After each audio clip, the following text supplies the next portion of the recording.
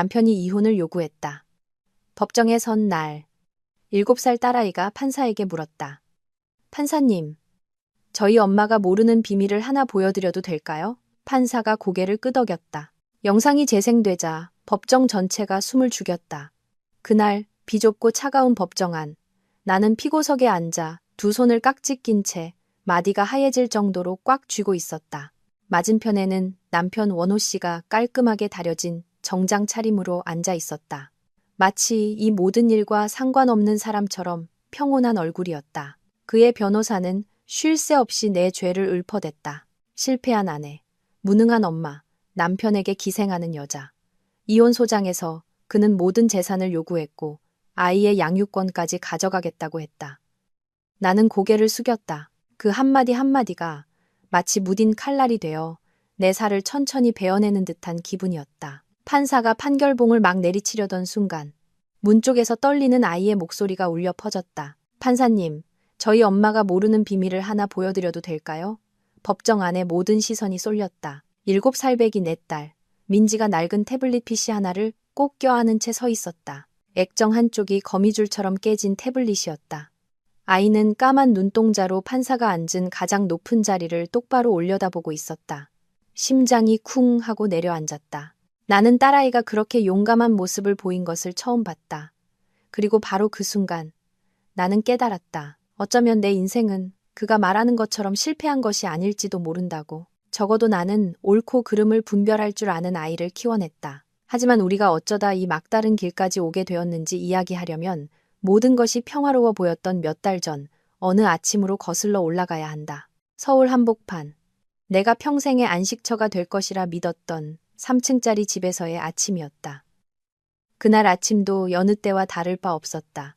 나는 아직 동이 트기 전 어슴푸레한 새벽에 일어나 얇은 가디건을 걸치고 주방으로 내려가 아침을 준비했다. 주전자에서 물이 보글보글 끓는 소리, 계란 프라이 냄새, 흰죽의 구수한 향기가 베란다에서 들려오는 세탁기, 돌아가는 소리와 뒤섞였다. 나는 조용히 사는 것에 익숙했다.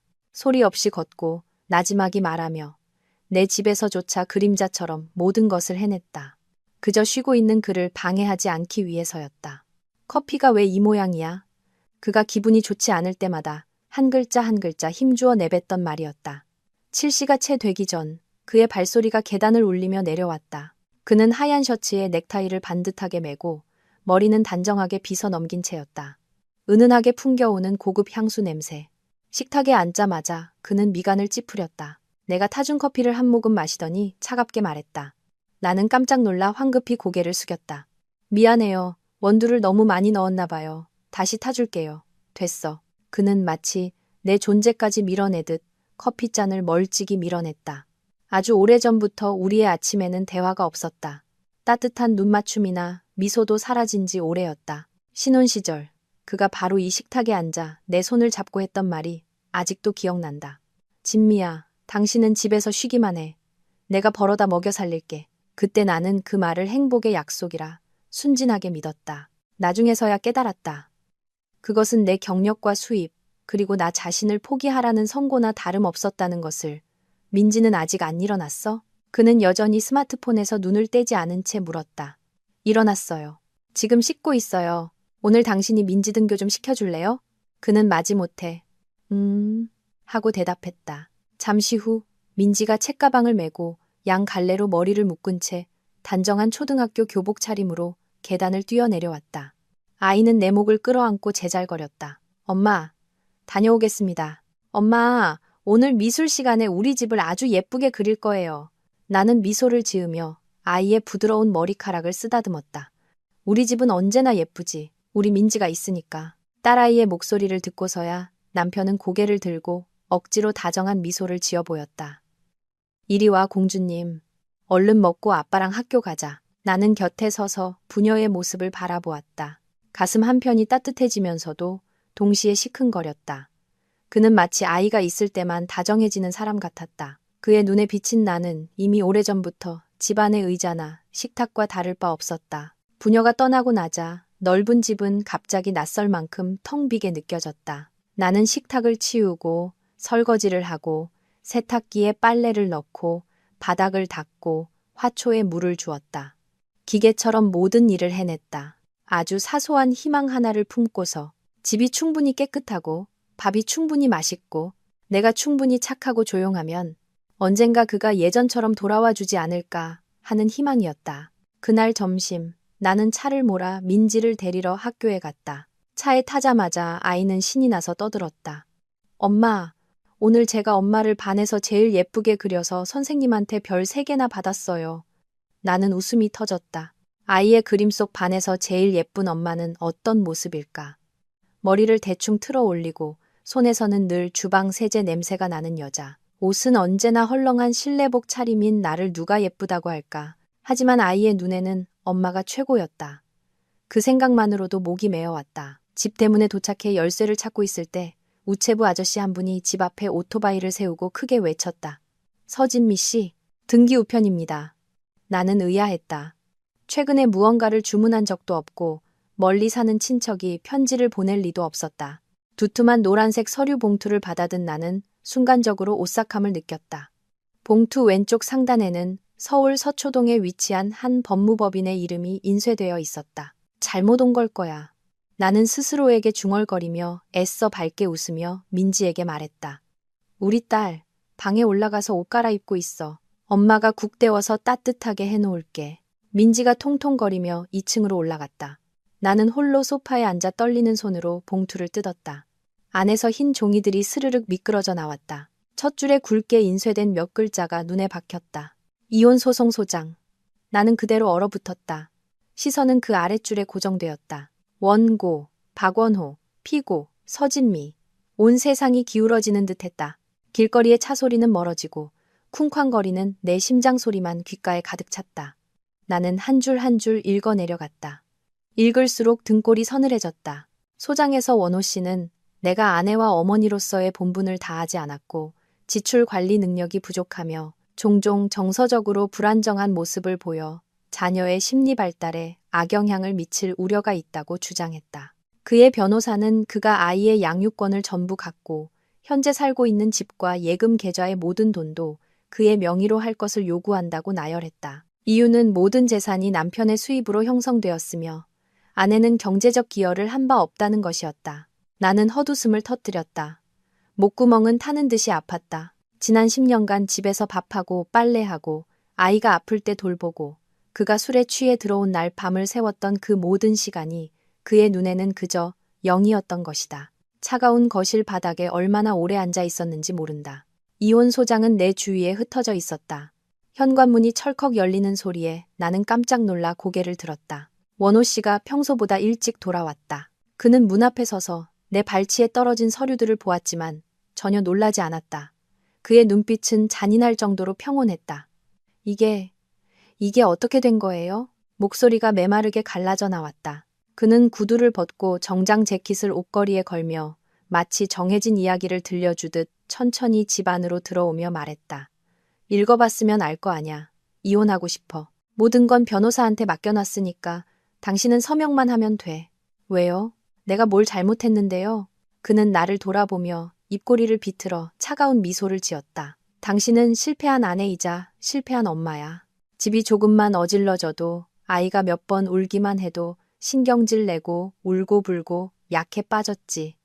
당신처럼 나한테 매달리기만 하는 여자는 이제 피곤해. 나는 고개를 저었다. 있는 힘껏 고개를 저으면 이 악몽이 사라질 것만 같았다. 당신 뜻대로 직장 그만두고 당신 뜻대로 집에서 아이 키우고 당신 뜻대로 한 푼 두 푼 아껴 썼는데 이제 와서 내가 짐이라고요? 그래. 맞아. 그는 어깨를 으쓱했다.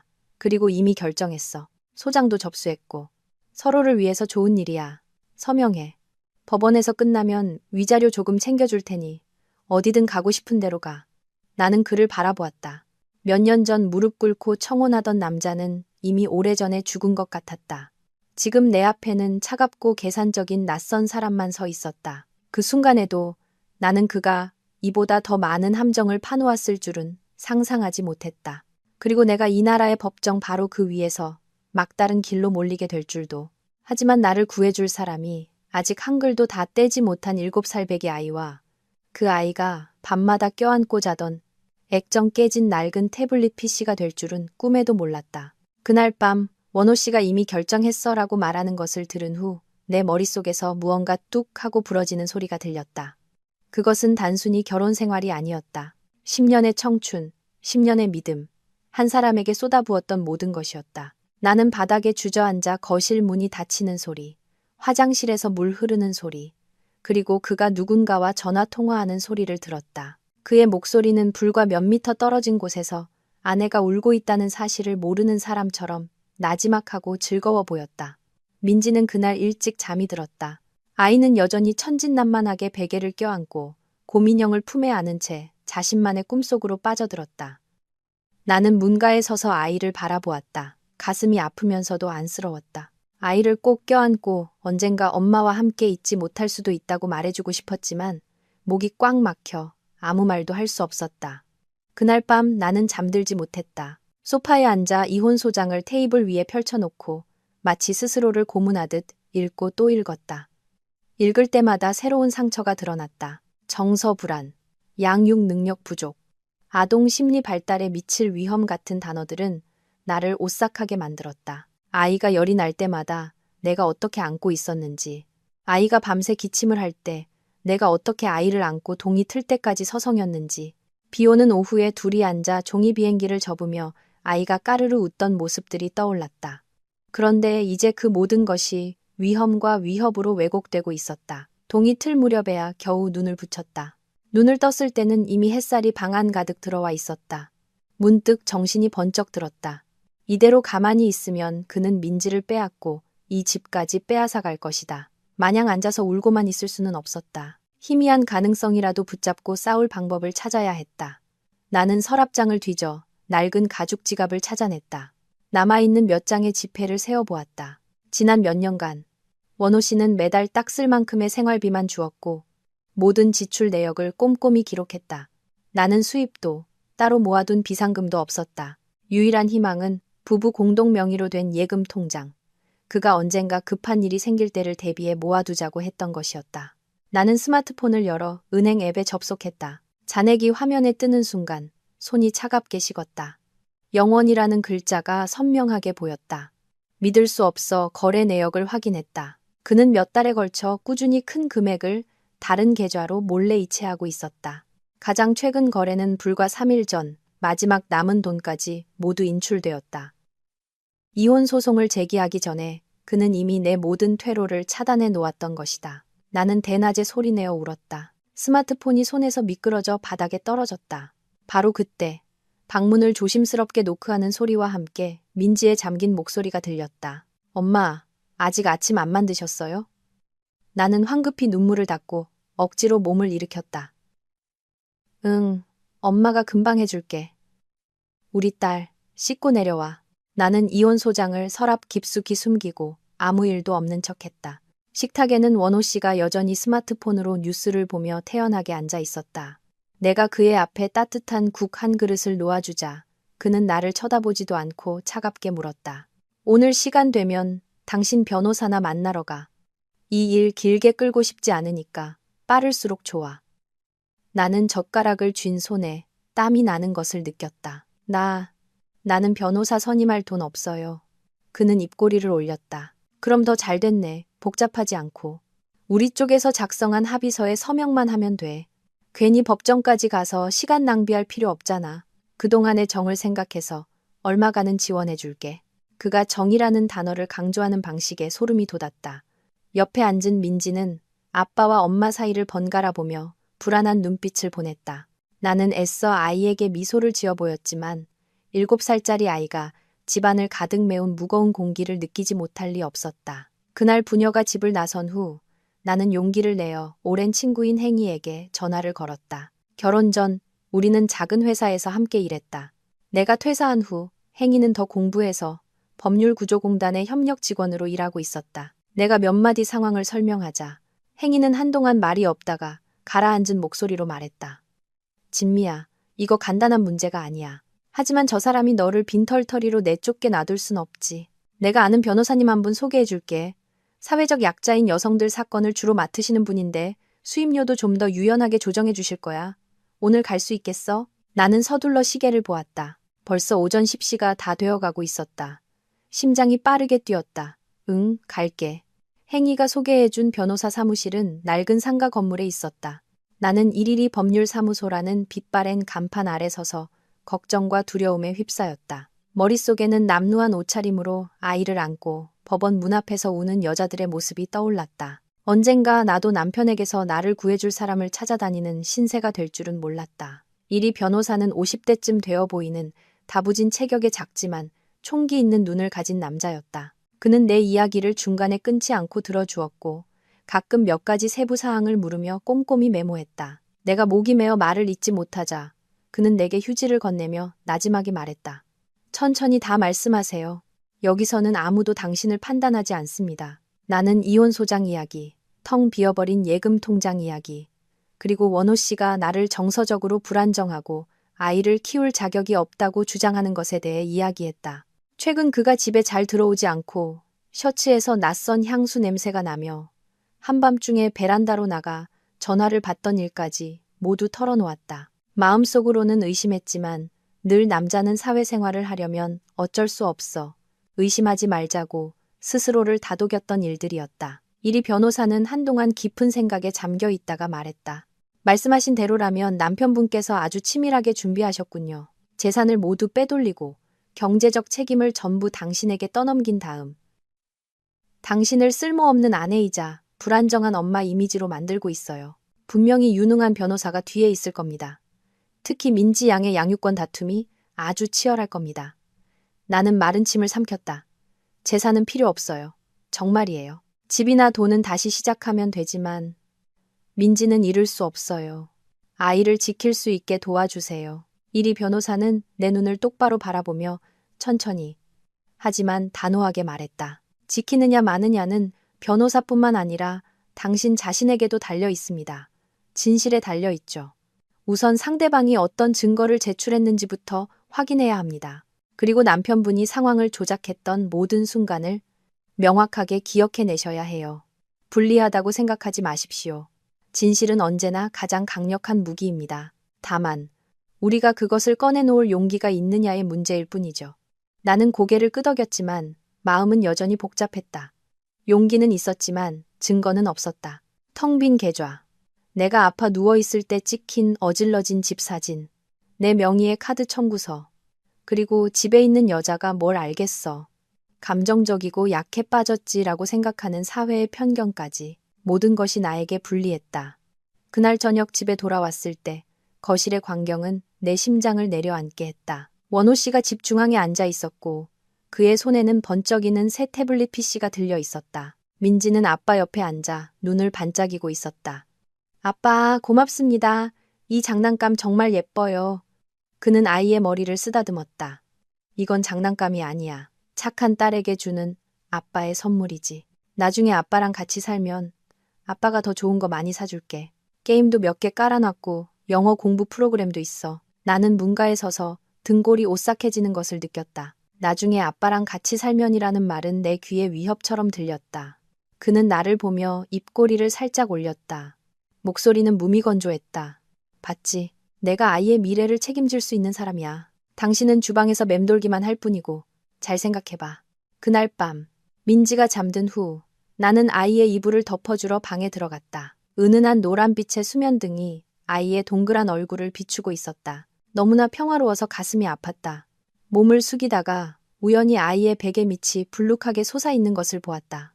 살짝 꺼내보니 놀랍게도 내가 새 것을 사준 후 버렸을 거라 생각했던 액정이 깨진 낡은 태블릿 PC가 있었다. 민지는 그것을 비밀스러운 물건처럼 꼭 껴안고 있었다. 나는 아이를 깨우고 싶지 않아 살며시 아이의 손을 쓸어주었다. 머릿속에 희미한 생각이 스쳐 지나갔다. 왜 새 것이 더 예쁘고 빠른데 굳이 이 낡은 것을 고집하는 걸까? 하지만 이내 피로가 몰려왔다. 나는 한숨을 쉬고 태블릿을 원래 있던 베개 밑으로 다시 밀어 넣었다. 나는 그때 미처 알지 못했다. 내가 버려야 할 고물이라고 생각했던 그 액정 깨진 낡은 태블릿 안에 민지가 몰래 찍어둔 영상이 들어있다는 것을. 재판 전체를 뒤집고 원호 씨와 그 뒤에 숨어있던 여자의 진짜 얼굴을 폭로할 영상이. 그리고 마침내 법정에 선 날 그 작디작은 딸아이가 판사 앞에서 판사님, 저희 엄마가 모르는 비밀을 하나 보여드려도 될까요? 라고 말하며 법정 전체를 침묵에 빠뜨리게 될 줄은 그 후 며칠은 마치 안개 속을 걷는 것 같았다. 내 집에서 살면서도 언제나 살얼음판 위를 걷는 기분이었다. 한 발만 잘못 디디면 나락으로 떨어질 것만 같았다. 원호 씨는 여전히 태어난 척 일찍 나가고 늦게 들어오며 가끔 민지에게 새로운 물건들을 사주었다. 아이는 기뻐하면서도 어쩔 줄 몰라 했다. 나는 그 모습을 보며 가슴이 저렸다. 그가 돈과 선물 그리고 의도된 달콤한 말로 아이를 서서히 자기 편으로 끌어들이고 있다는 것을 알 수 있었다. 나는 매일 민지가 학교에 간 틈을 타 이리 변호사 사무실로 달려가 진술을 보충하고 원호 씨 측 소장의 세부 내용을 하나하나 검토했다. 읽을수록 소름이 끼쳤다. 그들은 나를 변덕스럽고 화를 잘 내며 감정 조절을 못하는 여자, 지저분하고 무책임한 엄마로 만들어 놓았다. 내가 고열로 알아누웠을 때 찍힌 어지러운 주방 사진도 증거로 제출되었다. 이리 변호사는 서류들을 하나씩 가리키며 말했다. 이 모든 것은 일방적인 주장입니다. 제대로 반박하지 못하면 아주 불리해질 겁니다. 법원은 보통 수입이 안정적이고 이미지가 안전한 쪽을 우선적으로 고려하는 경향이 있습니다. 법정에서는 최대한 냉정함을 유지하셔야 합니다. 나는 그 말을 들으며 가슴이 떨렸다. 피고석에 서서 원호 씨와 마주할 생각을 할 때마다 목이 메어왔다. 감정을 억누르지 못하고 울음을 터뜨릴까봐, 그들이 나의 약한 모습을 이용해 죄를 뒤집어 씌울까봐 두려웠다. 밤마다 잠을 설쳤다. 옆에서 새근사근 잠든 민지를 돌아보며 만약 내가 정말 패소하면 어떡하지? 만약 언젠가 주말에만 아이를 만나게 되거나 심지어 자기 가정을 속인 아빠의 집에서 아이가 자라는 모습을 지켜봐야만 한다면 하는 생각에 잠겼다. 그 두려움이 너무 무거워서 정신을 차리기 위해 몇 번이고 내 팔을 깨물어야 했다. 어느 날 밤 원호 씨가 아주 늦게 들어왔다. 그의 옷에서는 또다시 낯선 향수 냄새가 희미하게 풍겼다. 나는 주방에서 설거지를 하다가 문 열리는 소리를 들었지만 돌아보지 않았다. 뭐 먹을래요? 밥 데워줄까요? 필요 없어. 그는 차갑게 대답했다. 그는 나를 스쳐 지나갔다. 마치 공기를 보듯. 잠시 후 베란다에서 그가 전화 통화하는 소리가 들렸다. 아주 오랫동안 내게는 보여주지 않았던 낮고 다정한 목소리였다. 심장이 조여왔다. 엿듣고 싶지 않았지만 귓가에 파고드는 몇 마디는 내 마음을 뒤흔들기에 충분했다. 응, 알아. 이 일만 끝나면 돼. 모든 게 다 순조롭게 정리되고 있어. 나는 주방에 서서 두 손을 떨었다. 그가 말하는 이 일이 무엇인지 짐작하지 않아도 알 수 있었다. 결혼 생활 내내 그는 이혼 준비뿐만 아니라 자신을 위한 탈출구까지 준비하고 있었던 것이다. 그날 밤 민지가 베개를 들고 내 방으로 왔다. 아이는 침대로 기어 올라와 나를 마주보고 누우며 조심스럽게 물었다. 엄마, 나중에도 엄마는 나랑 같이 살 거예요? 나는 깜짝 놀라 심장이 덜컥 내려앉았다. 왜 그렇게 물어? 아이는 머뭇거렸다. 아빠가 그랬어요. 아빠랑 같이 살면 여행도 가고 예쁜 것도 많이 사줄 거라고. 그런데 엄마도 같이 가는지는 모르겠어요. 누군가 내 심장을 꽉 움켜쥐는 것 같았다. 나는 눈물이 나오려는 것을 애써 참으며 아이의 등을 쓸어주었다. 민지가 어디에 있든 엄마는 거기에 있을 거야. 엄마는 우리 딸 안 떠나. 민지는 잠시 침묵하다가 속삭였다. 근데 아빠가 그랬어요. 엄마는 자주 슬퍼하고 우니까 아빠랑 같이 있으면 엄마가 덜 힘들 거라고. 나는 눈을 질끈 감았다. 그는 아이에게 그런 말을 했던 것이다. 직접적으로 아이를 탓하지는 않으면서 엄마를 떠나는 것이 엄마를 위한 것이라는 생각을 아이의 머릿속에 심어주고 있었다. 7살짜리 아이가 무엇이 진실이고 무엇이 교묘한 유도인지 어떻게 구별할 수 있겠는가. 나는 아이를 더 꽉 껴안았다. 엄마는 우리 민지를 잃을까봐 슬픈 거야. 하지만 민지가 엄마 곁에만 있어준다면 엄마는 더 이상 슬프지 않을 거야. 민지는 대답 없이 가만히 고개를 끄덕였다.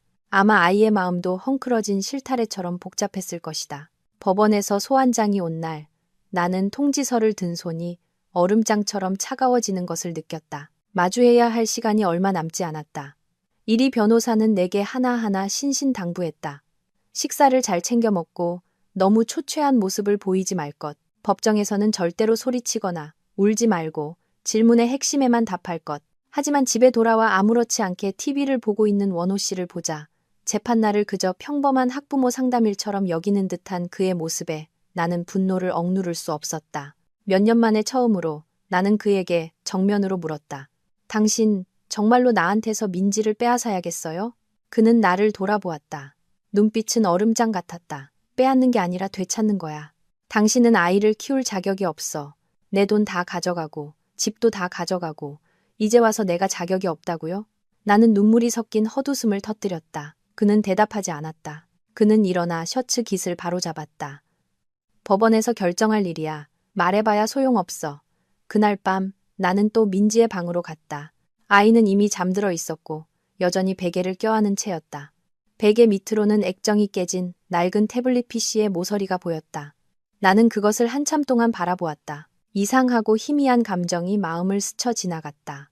그 태블릿은 내가 중고로 싸게 사서 아이에게 그림 그리기와 글자 공부를 시키던 때부터 함께했다. 나중에 원호 씨가 새 것을 사준 후에는 아이가 낡은 것을 버렸을 거라 생각했는데 아니었다. 아이는 밤마다 그것을 베개 밑에 숨겨두었다. 나는 손을 뻗어 태블릿을 가볍게 만졌다. 바로 그때 민지가 뒤척이며 눈을 살짝 뜨고 속삭였다. 엄마, 이건 내 거니까 가져가지 마세요. 나는 흠칫했다. 떨어져서 깨지면 다칠까봐 그래. 민지는 태블릿을 더 꽉 껴안으며 작은 목소리로 말했다. 안전하게 보관하는 거예요. 묻지 마세요. 7살 아이가 묻지 마세요. 라고 말하는 경우는 드물다. 나는 아이가 낡은 물건을 가지고 있는 것을 내가 나무랄까봐 그런다고 생각하고 더 이상 캐묻지 않았다. 나는 다시 아이의 이불을 덮어주고 무겁고 막연한 기분을 안고 방을 나섰다. 재판날이 가까워질수록 집안의 공기는 팽팽한 활시위처럼 긴장되었다. 원호 씨는 거의 나와 말을 섞지 않았고 계속해서 민지에게 선물을 사주었다. 아이는 선물을 받으면서도 예전보다 웃음이 줄었고 가끔 나를 돌아보며 무언가 묻고 싶어 하다가 그만두곤 했다. 어느 날 오후 아이가 몸이 안 좋다고 해서 일찍 데리고 왔다. 집에 막 도착했을 때 문 앞에서 잘 차려입은 한 여자가 원호 씨와 이야기하고 있는 것을 보았다. 나를 보자 그녀는 잠시 멈칫하더니 이내 사교적인 미소를 지었다. 진미 씨 맞으시죠? 나는 고개를 끄덕였다. 마음이 차갑게 식었다. 그 여자의 눈빛에는 우연히 마주친 사람의 당혹감이 전혀 없었다. 그것은 평온했고 심지어 약간의 우월감마저 느껴졌다. 원호 씨 친구예요. 잠깐 볼 일이 있어서 들렀어요. 그녀는 그렇게 말하고는 원호 씨를 향해 돌아섰다. 그럼 저 먼저 가볼게요. 원호 씨는 배웅하지 않고 그저 그녀가 가는 모습을 지켜볼 뿐이었다. 그녀가 시야에서 사라진 후에도 나는 문 앞에 그대로 서 있었다. 그는 돌아보며 미간을 찌푸렸다. 왜 길 막고 서 있어? 누구예요? 그는 비웃었다. 당신이랑 상관없는 사람이야. 그 말은 마치 비수처럼 내 가슴에 꽂혔다. 10년의 부부 생활 동안 내가 아직 법적인 아내로 존재하는 이 순간에도 그와 관련된 모든 것은 이미 나와 상관없는 일이 되어버렸던 것이다. 그날 밤 나는 더 이상 아무 말도 하지 않았다. 그저 조용히 민지의 방을 정리하고 혹시 법원에 가야 할 경우를 대비해 아이의 옷을 미리 준비했다. 옷을 개고 있을 때 우연히 아이의 책상 서랍이 살짝 열려 있는 것을 보았다. 서랍 안에는 그림 공책과 함께 그 낡은 태블릿 PC가 보였다. 나도 모르게 그것을 집어들었다. 화면은 거미줄처럼 금이가 있었지만 전원은 여전히 켜졌다. 화면에는 아이들이 좋아할 만한 알록달록한 아이콘들이 있었다. 다시 내려놓으려던 순간 이름 없이 작은 점 하나로만 표시된 이상한 폴더 하나가 눈에 들어왔다. 나는 잠시 망설였다. 심장이 이상할 정도로 빠르게 뛰었다. 그리고 그것을 눌렀다. 안에는 짧은 영상 클립 하나가 있었다. 날짜는 거의 2달 전으로 기록되어 있었다. 영상의 썸네일이 희미하게 나타났다. 무언가 뒤에서 찍은 것처럼 낮은 각도의 영상이었다. 바로 그 순간 나는 오싹함을 느꼈다. 왜인지 모르겠지만 이 액정 깨진 낡은 태블릿 안에 아주 중요한 무언가가, 엄마인 나조차 전혀 알지 못했던 무언가가 숨겨져 있다는 예감이 들었다. 하지만 내가 그것을 열어보기도 전에 등 뒤에서 작은 목소리가 들렸다. 엄마. 나는 깜짝 놀라 돌아보았다. 민지가 문가에 서서 나와 내 손에 들린 태블릿을 두려움과 걱정이 뒤섞인 눈으로 바라보고 있었다. 나는 소스라치게 놀라 돌아보았다. 민지가 문가에 서서 나무 문틀을 붙잡고 있었다. 동그란 두 눈은 나와 내 손에 들린 태블릿을 향해 있었고 그 눈에는 내가 아이에게서 한 번도 본 적 없는 공포가 서려 있었다. 그 순간 심장이 마구 요동쳤다. 마치 이 아이가 필사적으로 숨기려 했던 금단의 영역을 건드린 것 같았다. 엄마가 그냥 잠깐 보는 건데 왜 그렇게 무서워해? 나는 목소리를 낮추고 최대한 침착함을 유지하려 애썼다. 민지는 고개를 저었다. 눈에는 눈물이 그렁그렁했다. 엄마, 열어보지 마세요. 그건 엄마 보여주려고 찍은 게 아니에요. 나는 아이에게 다가가 태블릿을 책상 위에 내려놓고 아이의 눈높이에 맞춰 무릎을 꿇었다. 두 손으로 민지의 작은 어깨를 부드럽게 잡았다. 엄마한테 말해줘. 이 안에 뭐가 있길래 우리 딸이 이렇게 불안해하는 거야? 아빠가 숨기라고 시켰어? 아이는 입술을 꽉 깨물었다. 아이의 어깨가 가늘게 떨리는 것이 느껴졌다. 잠시 후 민지는 거의 들리지 않을 만큼 작은 목소리로 속삭였다. 아빠가 아니에요. 제가 몰래 찍었어요. 몰래 찍었다고? 나는 얼어붙었다. 민지는 고개를 끄덕이며 눈물을 흘렸다. 그날 잠이 안 와서 아빠를 찾으러 갔는데 아빠가 거실에서 어떤 아줌마랑 이야기하고 있었어요. 제 이름이 들려서 무서워서 소파 뒤에 숨었어요. 아이가 내뱉는 한마디 한마디가 마치 바늘이 되어 내 심장을 찌르는 것 같았다. 나는 숨도 제대로 쉬지 못하고 조용히 물었다. 그 아줌마, 혹시 엄마가 며칠 전에 문 앞에서 봤던 그 사람이야? 민지는 다시 한번 고개를 끄덕였다. 눈가는 이미 젖어 있었다. 그 아줌마가 아빠 보고 웃었어요. 아빠는 그 아줌마 손도 잡았고요. 아빠가 이혼하고 나면 제가 꼭 아빠랑 살아야 계획대로 되는 거라고 했어요. 그 아줌마는 저를 큰 저택으로 데려가겠다고 했고, 엄마는 아이의 목소리가 메어 더 이상 말을 잇지 못했다. 가슴이 누군가에게 짓눌려 숨을 쉴 수 없는 것 같았다. 불륜뿐만이 아니었다. 그는 자신의 7살짜리 딸을 더러운 게임의 장기말로 이용할 계획까지 세우고 있었던 것이다. 나는 민지를 와락 껴안았다. 아이는 내 품에서 참았던 울음을 터뜨리며 흐느꼈다. 나도 울었다. 눈물이 아이의 옷을 적셨다. 하지만 지금 나의 눈물은 더 이상 억울함이나 나약함이 아니었다. 이 어린 나이에 보지 말아야 할 것을 보고 듣지 말아야 할 것을 들어야만 했던 내 아이에 대한 엄마의 고통이었다. 그래서 뭘 찍었는데? 나는 아주 작게 물었다. 조금만 목소리가 커져도 아이가 다시 공포에 질릴까봐 두려웠다. 민지는 머뭇거리다가 눈을 비비며 작게 말했다. 아빠가 그 아줌마한테 법원에 가서 엄마가 저를 자주 때리고 소리치고 정상이 아니라고 말할 거라고 했어요. 그래야 저를 아빠랑 살게 할 수 있다고요. 나는 그대로 굳어버렸다. 나는 단 한 번도 아이를 때린 적이 없었다. 아이가 장난을 칠 때 엄하게 꾸짖거나 공부를 너무 안 할 때 목소리를 높인 적은 있었다. 그런데 그의 입에서는 그 모든 것이 나에게서 어머니의 자격을 빼앗기 위한 폭력으로 둔갑하고 있었다. 정말 그렇게 들은 거 맞아? 나는 떨리는 목소리로 물었다. 민지는 세차게 고개를 끄덕였다. 너무 무서웠어요. 엄마한테 말할 용기가 없었어요. 아빠가 알면 태블릿을 뺏어갈까봐 베개 밑에 숨겨뒀어요. 나는 아이의 손을 꽉 잡았다. 머릿속에는 단 하나의 생각만이 맴돌았다. 이 영상은 원호 씨가 짜놓은 판에서 나와 아이를 구할 수 있는 열쇠가 될 수 있다. 하지만 동시에 두려웠다. 아이의 마음에 더 큰 공포를 심어줄까봐, 아이를 어른들의 싸움에 끌어들일까봐 겁이 났다. 나는 민지의 눈물을 닦아주며 애써 미소를 지었다. 괜찮아, 우리 딸. 엄마가 이 비밀 지켜줄게. 아무도 우리 민지 해치지 못하게 할 거야. 민지는 나를 올려다 보았다. 눈에는 아직 눈물이 고여 있었다. 엄마, 만약 아빠가 내가 찍은 거 알면 나한테 화낼까요? 나는 아이를 더 꽉 껴안았다. 아빠는 너한테 화낼 권리가 없어. 넌 진실을 말했을 뿐이니까. 엄마가 있잖아. 그날 밤 나는 동이 틀 때까지 잠들지 못했다. 민지를 깨우지 않기 위해 작은 이어폰을 끼고 방에서 혼자 영상을 보았다. 조명이 어두워 화면은 흐릿했고 소파 뒤에서 찍은 낮은 각도였지만 목소리는 너무나 선명해서 착각할 여지가 없었다. 원호 씨의 차가운 목소리가 울려 퍼졌다. 변호사 쪽 일은 다 처리했어. 민지는 내가 키울 거야. 서진미는 돈도 없고 집도 없으니 법원에서 보면 누가 유리한지 뻔하지. 필요하면 걔가 정신적으로 문제가 있다고 말할 거야. 그리고 그 여자의 목소리. 직접 들어본 적은 없었지만 영상을 통해 듣는 순간 며칠 전 문 앞에서 봤던 바로 그 사람이라는 것을 알 수 있었다. 확실해야 해요. 나중에 그 여자랑 엮이는 거 싫어. 완전히 끊어내야 해. 원호 씨가 웃었다. 걱정 마. 정 안 되면 한 달에 한 번 정도 만나게 해주면 되지. 나는 이어폰을 뺐다. 두 손이 얼음장처럼 차가워졌다. 영상 속 한마디 한마디가 10년의 결혼 생활에 대해 내가 가지고 있던 마지막 생각마저 산산조각 내는 망치질 같았다.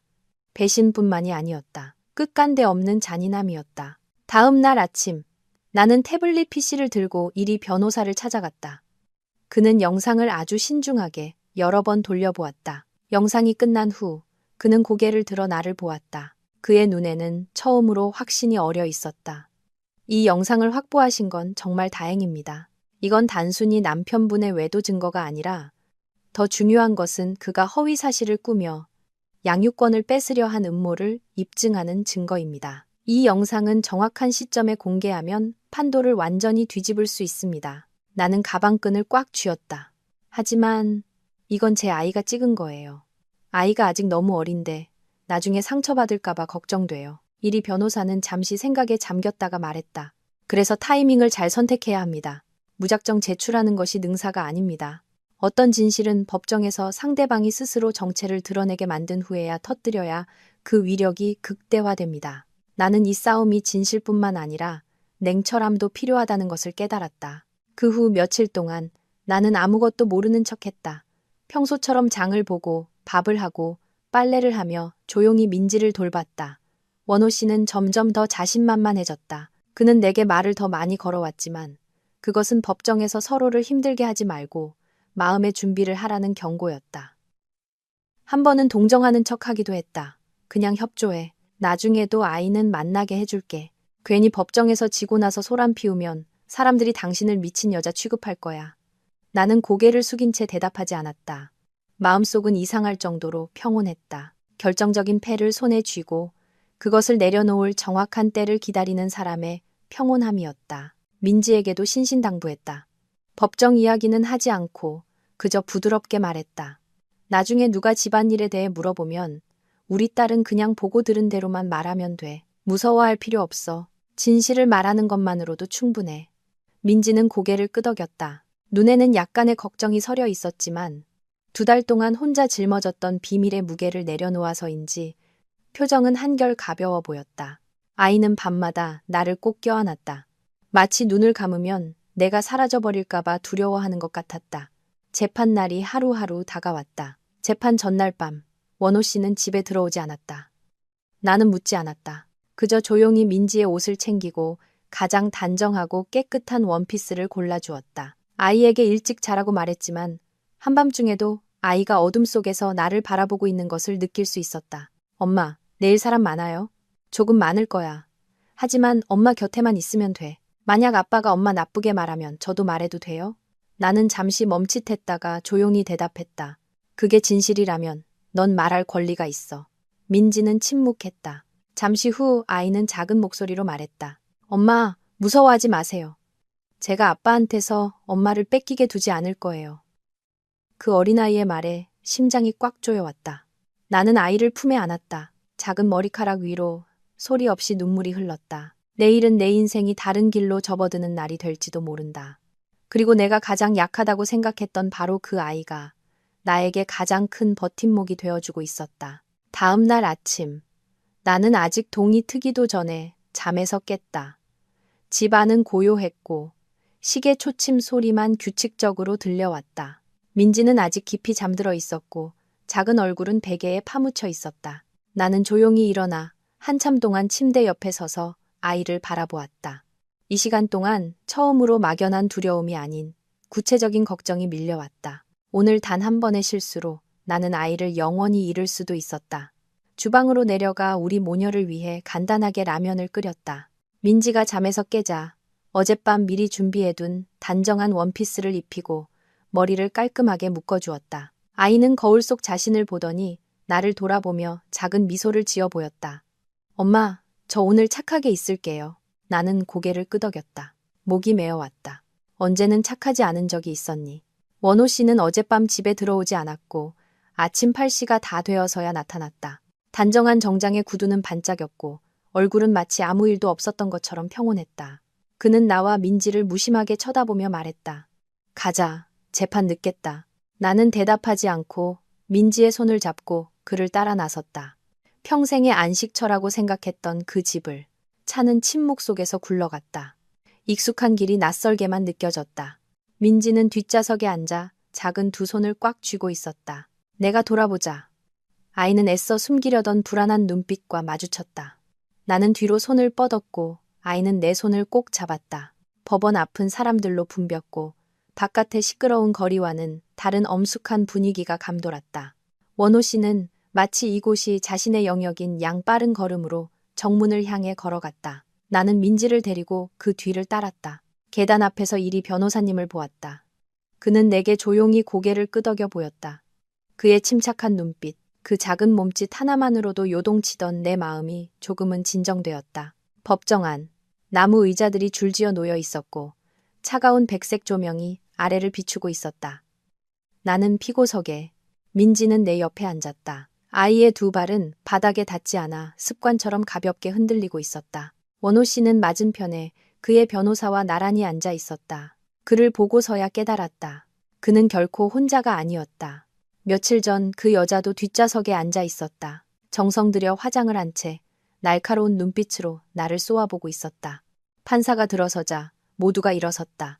가슴속에서 심장이 세차게 울리는 것이 느껴졌다. 재판이 시작되었다. 원고 측 변호사는 마치 외워온 대본을 읽듯 유창하게 변론을 시작했다. 그들은 길어진 갈등, 아내의 정신적 불안정, 아이에게 보장되지 않는 생활 환경에 대해 이야기했다. 그들은 어질러진 주방 사진, 내가 한밤중에 친구에게 전화해 울었던 통화 녹취, 내 명의로 된 쇼핑 영수증들을 증거로 제시했다. 증거 하나하나마다 결론을 덧붙였다. 나는 분별력이 없고 아이를 양육할 능력이 부족한 사람이라는 결론을. 나는 앉아서 그 말을 들었다. 두 손이 가늘게 떨렸다. 반박하고 싶었다. 벌떡 일어나 어지러운 주방 하나가 한 사람의 인생을 정의할 수 없다고. 눈물이 정신 이상의 증거가 아니라고. 내가 쓴 돈은 가족을 위해, 아이를 위해, 매일의 식사를 위해 쓴 것이라고 외치고 싶었다. 하지만 이리 변호사님은 질문을 받을 때만 대답하라고 신신당부했다. 나는 입술을 꽉 깨물고 모든 말을 삼켰다. 원호 씨 차례가 되자 그는 일어섰다. 목소리는 차분했고 눈빛은 마치 어쩔 수 없이 가슴 아픈 일을 해야 하는 아버지처럼 슬퍼 보였다. 일이 이 지경까지 온 것에 대해 매우 유감스럽게 생각합니다. 하지만 제 딸을 불안정한 환경에서 살게 할 수는 없었습니다. 진미는 자주 울고 신경질을 냈으며 여러 번 아이에게 소리를 질러 아이가 공포에 떨게 했습니다. 저는 아이를 생각해 참아왔지만 더 이상은 안 되겠습니다. 나는 그를 쳐다보았다. 10년 동안 한 침대에서 잠들었던 사람의 입에서 저런 말이 나올 수 있다는 것이 믿기지 않았다. 고개를 숙여 민지를 보았다. 아이는 내 손을 꽉 쥐고 있었고 얼굴은 창백했다. 그의 변호사가 차가운 목소리로 말을 이었다. 제 의뢰인은 안정적인 수입과 명확한 주거지, 좋은 생활 환경을 갖추고 있어 민지 양을 직접 양육할 충분한 자격이 있습니다. 반면 피고는 직업도 독립적인 재산도 없습니다. 저희는 아이의 최선의 미래를 보장하기 위해 법원께서 아버지에게 양육권을 부여해 주실 것을 요청합니다. 직업 없음, 재산 없음이라는 단어들이 내 운명에 못을 박는 것처럼 울려 퍼졌다. 내 차례가 되자 판사가 나를 보며 천천히 물었다. 피고는 원고 측의 주장에 대해 의견이 있습니까? 나는 일어섰다. 두 다리에 힘이 풀리는 것 같았다. 울어서도 떨어서도 안 된다는 것을 알았다.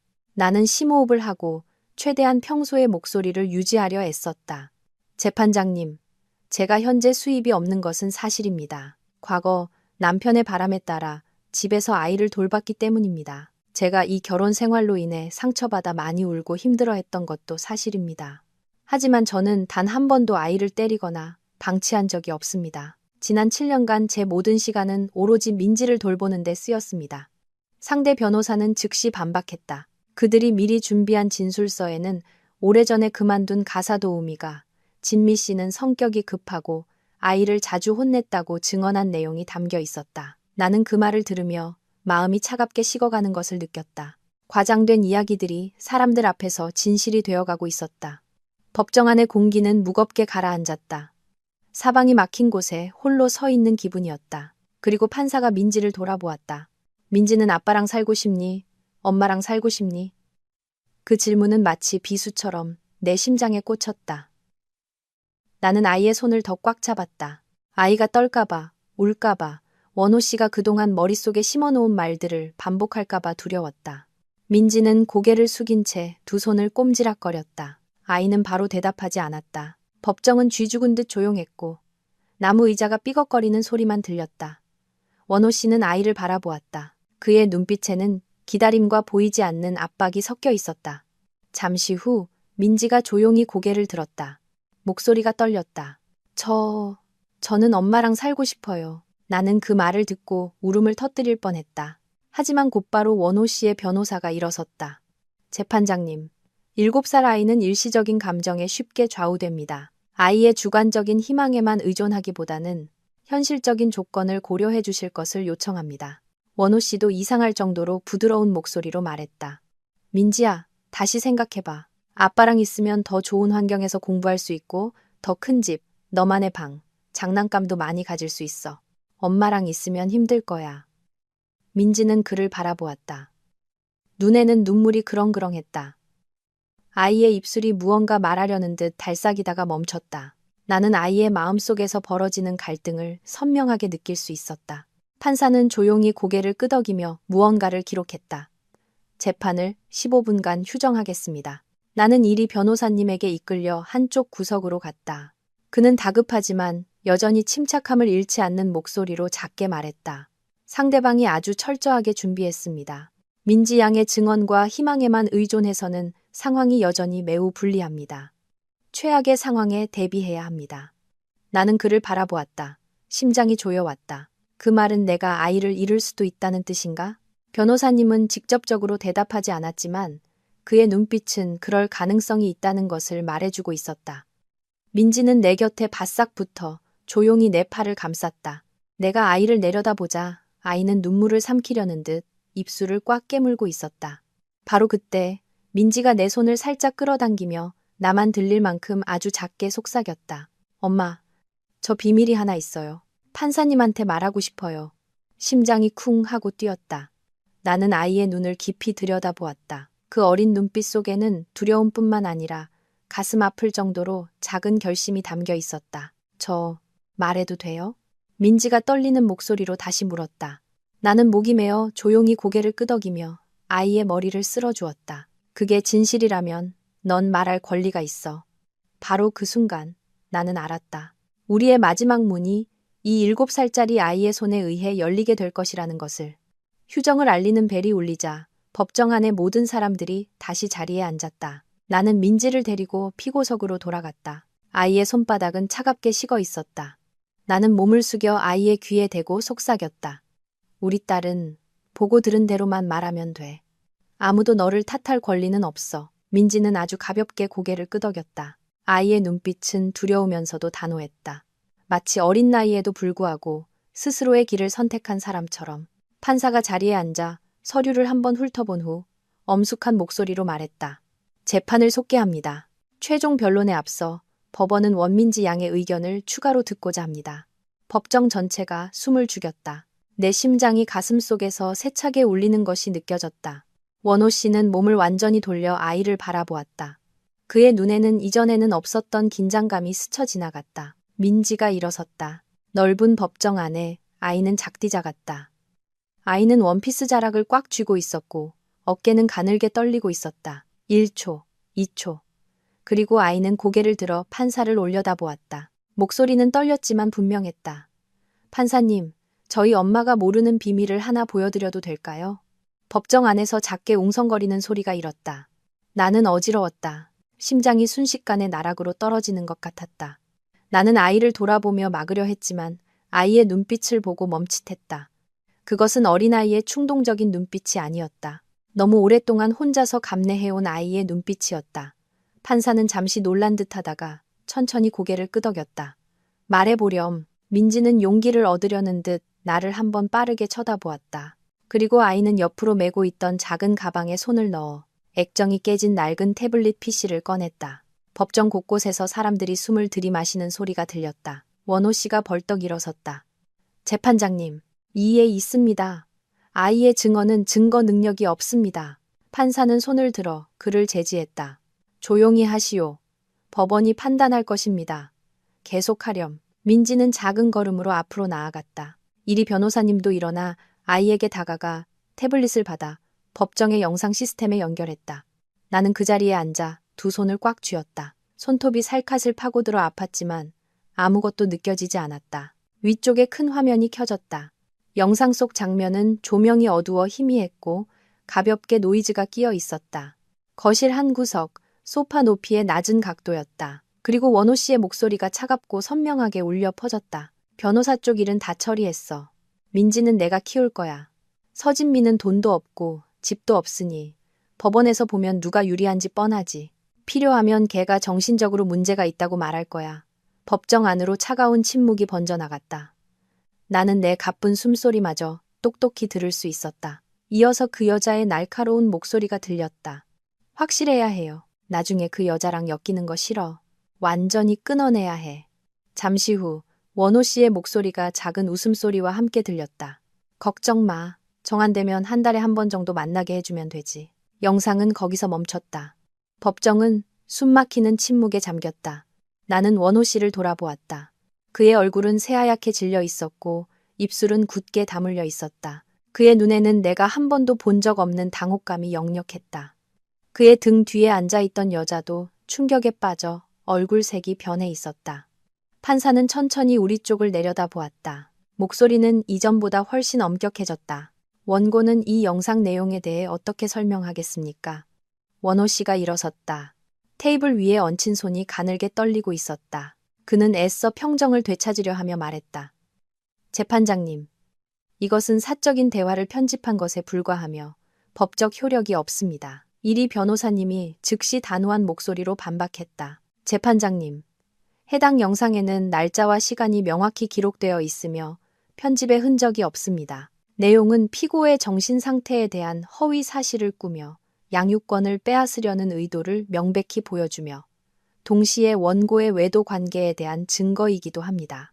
판사는 기술 담당 부서에 영상의 진위 여부를 신속히 확인하라고 지시했다. 기다리는 동안 법정은 여전히 팽팽한 긴장감에 휩싸여 있었다. 민지는 자리로 돌아와 조용히 내 손을 꼭 잡았다. 나는 몸을 숙여 아이의 귓가에 속삭였다. 우리 딸, 정말 잘했어. 민지는 아무 말 없이 고개를 살짝 저었다. 칭찬을 바라는 것이 아니라 이 모든 일이 빨리 끝나기를 바라는 것 같았다. 몇 분 후 검증 결과가 제출되었다. 판사는 고개를 끄덕였다. 그의 눈빛은 원호 씨를 향할 때 날카로워졌다. 영상은 조작되지 않은 것으로 확인되었으며 내용은 양육권 분쟁에서 기만적인 의도를 명백히 보여주고 있습니다. 원호 씨는 테이블을 내려다보며 더 이상 아무 말도 하지 못했다.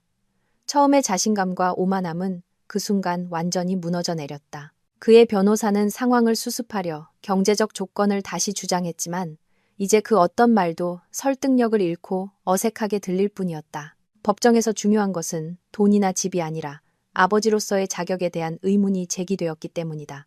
판사가 나를 돌아보았다. 피고는 추가로 할 말이 있습니까? 나는 일어섰다. 이번에는 처음처럼 떨리지 않았다. 목소리는 여전히 메었지만 스스로를 지탱하고 서 있을 수는 있었다. 재판장님, 저는 돈도 제 명의의 집도 없습니다. 하지만 저는 남편의 아버지로서의 권리를 빼앗으려 음모를 꾸민 적이 없습니다. 아이에게 아빠와 엄마 사이에서 선택하게 만들 생각도 해본 적 없습니다. 저 영상은 기만의 증거일 뿐만 아니라 제 아이가 자신의 나이를 넘어서는 일들을 얼마나 감내해야 했는지를 보여줍니다. 나는 민지를 돌아보았다. 아이는 고개를 숙이고 있었고 작은 어깨가 가늘게 떨리고 있었다. 눈물이 쏟아졌지만 나는 울음을 터뜨리지 않기 위해 입술을 꽉 깨물었다. 저는 법원에 단 한 가지만을 간청합니다. 숫자와 서류보다 아이의 진정한 이익을 최우선으로 고려해 주십시오. 판사는 한동안 침묵하다가 합의를 위해 재판을 잠시 중단한다고 선언했다. 사람들이 법정을 빠져나갈 때 나는 거의 의자에 주저앉을 뻔했다. 민지가 나를 와락 껴안고 내 가슴에 얼굴을 묻고 흐느꼈다. 나도 아이를 안고 참았던 눈물을 쏟아냈다. 몇 달 동안 억눌러왔던 감정이 그제야 터져나왔다. 이리 변호사님이 다가와 내 어깨에 가만히 손을 얹었다. 안심하십시오. 이제 승기는 우리 쪽으로 기울었습니다. 나는 완전히 믿을 수는 없었지만 마음속에 희미한 희망의 빛이 보이기 시작했다. 나를 위해서가 아니라 민지를 위해서. 복도 한쪽 구석에서 원호 씨가 벽에 기댄 채 잿빛 얼굴로 서 있었다. 그 여자도 더 이상 그의 곁에 없었다. 나는 그를 다시 한번 쳐다보았다. 한때 내 세상의 전부였던 남자는 이제 차가운 복도 조명 아래 초라한 뒷모습으로 서 있을 뿐이었다. 며칠 만에 처음으로 나는 그가 더 이상 두렵지 않았다. 그저 부서진 오랜 꿈을 보는 듯한 조용한 슬픔만이 남았다. 나는 몸을 숙여 민지의 머리를 쓸어주었다. 힘들지? 민지는 고개를 저었다. 눈은 아직 붉었지만 표정은 한결 가벼워 보였다. 이제 안 무서워요. 나는 그 말을 듣고 가슴이 아팠지만 동시에 조금은 따뜻해졌다. 결과가 어떻든 이 아이는 단 하루 만에 훨씬 더 성장했다. 재판은 계속될 것이다. 최종 판결은 아직 나오지 않았지만 나는 예감했다. 영상이 재생된 그 순간부터 나와 민지의 운명은 다른 방향으로 나아가기 시작했다는 것을. 회의실 문이 닫히고 나와 민지는 복도 밖의 따가운 시선과 판결 섞인 수군거림으로부터 분리되었다. 나는 아이를 안고 벽에 기댄 차가운 나무 의자에 앉았다. 얇은 옷을 뚫고 전해지는 벽의 냉기가 마음속에 한기만은 못했다. 민지는 내 품에 파고들어 두 팔로 내 허리를 꼭 감쌌다. 마치 조금이라도 힘을 풀면 방금 생긴 희망이 곧바로 사라져버릴까봐 두려워하는 것 같았다. 나는 아이의 머리카락을 쓸어주었다. 땀으로 살짝 젖어 헝클어진 부드러운 머리카락. 나는 바람 소리에도 흩어질까 조심스러운 목소리로 속삭였다. 무서워하지 마. 엄마가 여기 있잖아. 민지는 말없이 고개를 끄덕였다. 아이의 심장이 내 심장과 똑같이 세차게 뛰는 것이 느껴졌다. 이리 변호사님은 우리에게서 몇 걸음 떨어진 기둥에 기댄 채 깊은 생각에 잠겨 있었다. 한참 후에야 그가 조용히 입을 열었다. 진미 씨, 민지 양의 영상이 결정적인 전환점이 되었지만 원호 씨 측에서 분명히 상황을 뒤집으려 할 테니 끝까지 긴장을 늦추면 안 됩니다. 나는 고개를 끄덕였다. 여기까지 왔는데 작은 희망에 기대서 안일해질 수는 없죠. 복도 저편, 원호 씨는 여전히 그 자리에 서 있었다. 익숙했던 오만한 모습은 온데간데 없고 어깨는 축 처져 있었으며 시선은 모든 것을 피하고 있었다. 아까 함께 있던 여자는 어느새 사라지고 없었다. 마치 온 세상이 등 돌린 것처럼 긴 복도에 그 혼자 서 있었다. 나는 더 이상 그를 미워할 힘도 남아있지 않았다. 지금 느끼는 것은 오직 차가운 공허함뿐이었다. 지난 몇 달간의 원망이 오늘 아침의 재판에서 모두 소진된 것 같았다. 법원 서기의 구두 소리가 복도 끝에서 규칙적으로 울려 퍼졌다. 그녀는 우리 앞에 멈춰서서 양측 모두 법정으로 돌아오라고 말했다. 판사들의 합의가 끝났다고 했다. 심장이 조여왔고 민지는 내 손을 더 꽉 잡았다. 나는 일어나 아이의 손을 잡고 우리 모녀의 너무 많은 눈물이 스며든 그 방으로 다시 발걸음을 옮겼다. 법정 안의 공기는 이전보다 더 무거웠다. 판사가 들어서자 모두가 침묵했다. 그는 우리를 한번 훑어보았고 시선이 민지에게서 잠시 머물렀다가 이내 천천히 입을 열었다. 새롭게 제출된 모든 증거, 특히 원민지 양이 제공한 영상을 검토한 결과 재판부는 몇 가지 중요한 사실을 추가로 확인할 필요가 있다고 판단했습니다. 나는 숨을 죽였다. 원호 씨는 몸을 고추 세웠고 긴장감이 얼굴에 역력했다. 판사가 말을 이었다. 우선 재판부는 박원호 씨의 행위가 소송 과정에서 기만적인 의도를 가지고 있었으며 피고에게 불리한 증거를 의도적으로 조작하여 양육권을 빼앗으려 한 정황이 있다고 판단합니다. 판사의 한마디 한마디가 마치 망치처럼 법정을 내리쳤다. 원호 씨가 숨을 깊게 들이마시는 소리가 들렸지만 그는 침묵했다. 따라서 재판부는 박원호 씨의 일방적인 양육권 청구 심사를 잠정적으로 중단하며 동시에 일부 법률 위반 소지가 있는 행위에 대해 관련 서류를 수사기관으로 이송하여 조사를 의뢰하기로 결정합니다. 나는 어지러웠다. 나도 모르게 민지의 손을 꽉 잡았다. 아이는 나를 올려다보며 눈으로 묻고 있었다. 판사는 나를 똑바로 바라보았다. 수사 결과가 나올 때까지 법원은 원민지 양을 어머니인 서진미 씨가 직접 보호하고 양육하도록 명합니다. 박원호 씨는 규정에 따라 면접 교섭권을 가지나 피고의 동의와 관계기관의 감독 없이는 임의로 아이를 접촉하거나 데려갈 수 없습니다. 귀가 멍해졌다. 1초, 2초. 나는 방금 내가 민지를 내 곁에 둘 수 있게 되었다는 사실을 겨우 이해했다. 나는 몸을 숙여 아이를 와락 껴안았다. 어느새 눈물이 아이의 어깨를 적시고 있었다. 민지도 나를 꼭 껴안으며 떨리는 목소리로 말했다. 그럼 이제 엄마랑 집에 가는 거예요? 나는 목이 메어 말없이 고개를 끄덕였다. 반대편에서는 원호 씨가 충격에 빠진 채 얼어붙어 있었다. 입술이 살짝 움직였지만 아무 소리도 나지 않았다. 그의 변호사가 귀에 대고 무언가 작게 속삭였지만 그는 공허한 눈으로 고개를 저을 뿐이었다. 재판은 무거운 분위기 속에서 잠정적으로 끝났다. 사람들이 하나둘씩 법정을 떠났다. 나는 민지를 데리고 법정을 나서며 마치 몇 달 동안 계속된 폭풍 후에서 막 빠져나온 듯한 기분을 느꼈다. 밖은 이미 해가 기울고 있었다. 늦은 오후의 햇살이 법원 앞 나무들 사이로 비스듬히 떨어져 바닥에 길고 옅은 빗줄기를 만들고 있었다. 나는 고개를 들어 숨을 깊게 들이마셨다. 며칠 만에 처음으로 가슴이 답답하지 않게 숨을 쉴 수 있었다. 이리 변호사님이 내 곁으로 와서 가라앉은 목소리로 말했다.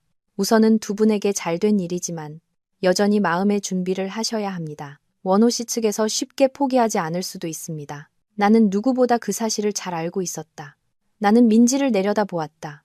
아이는 길가의 마른 나뭇잎들을 가볍게 차며 걷고 있었다. 작디작은 모습이었지만 이전과는 무언가 달라 보였다. 더 단단해진 느낌이었다.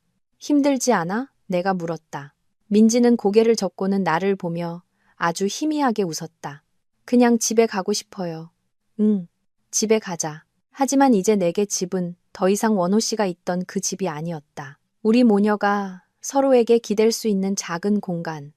민지가 무서운 말에 놀라지 않고 깊이 잠들 수 있는 평화로운 곳.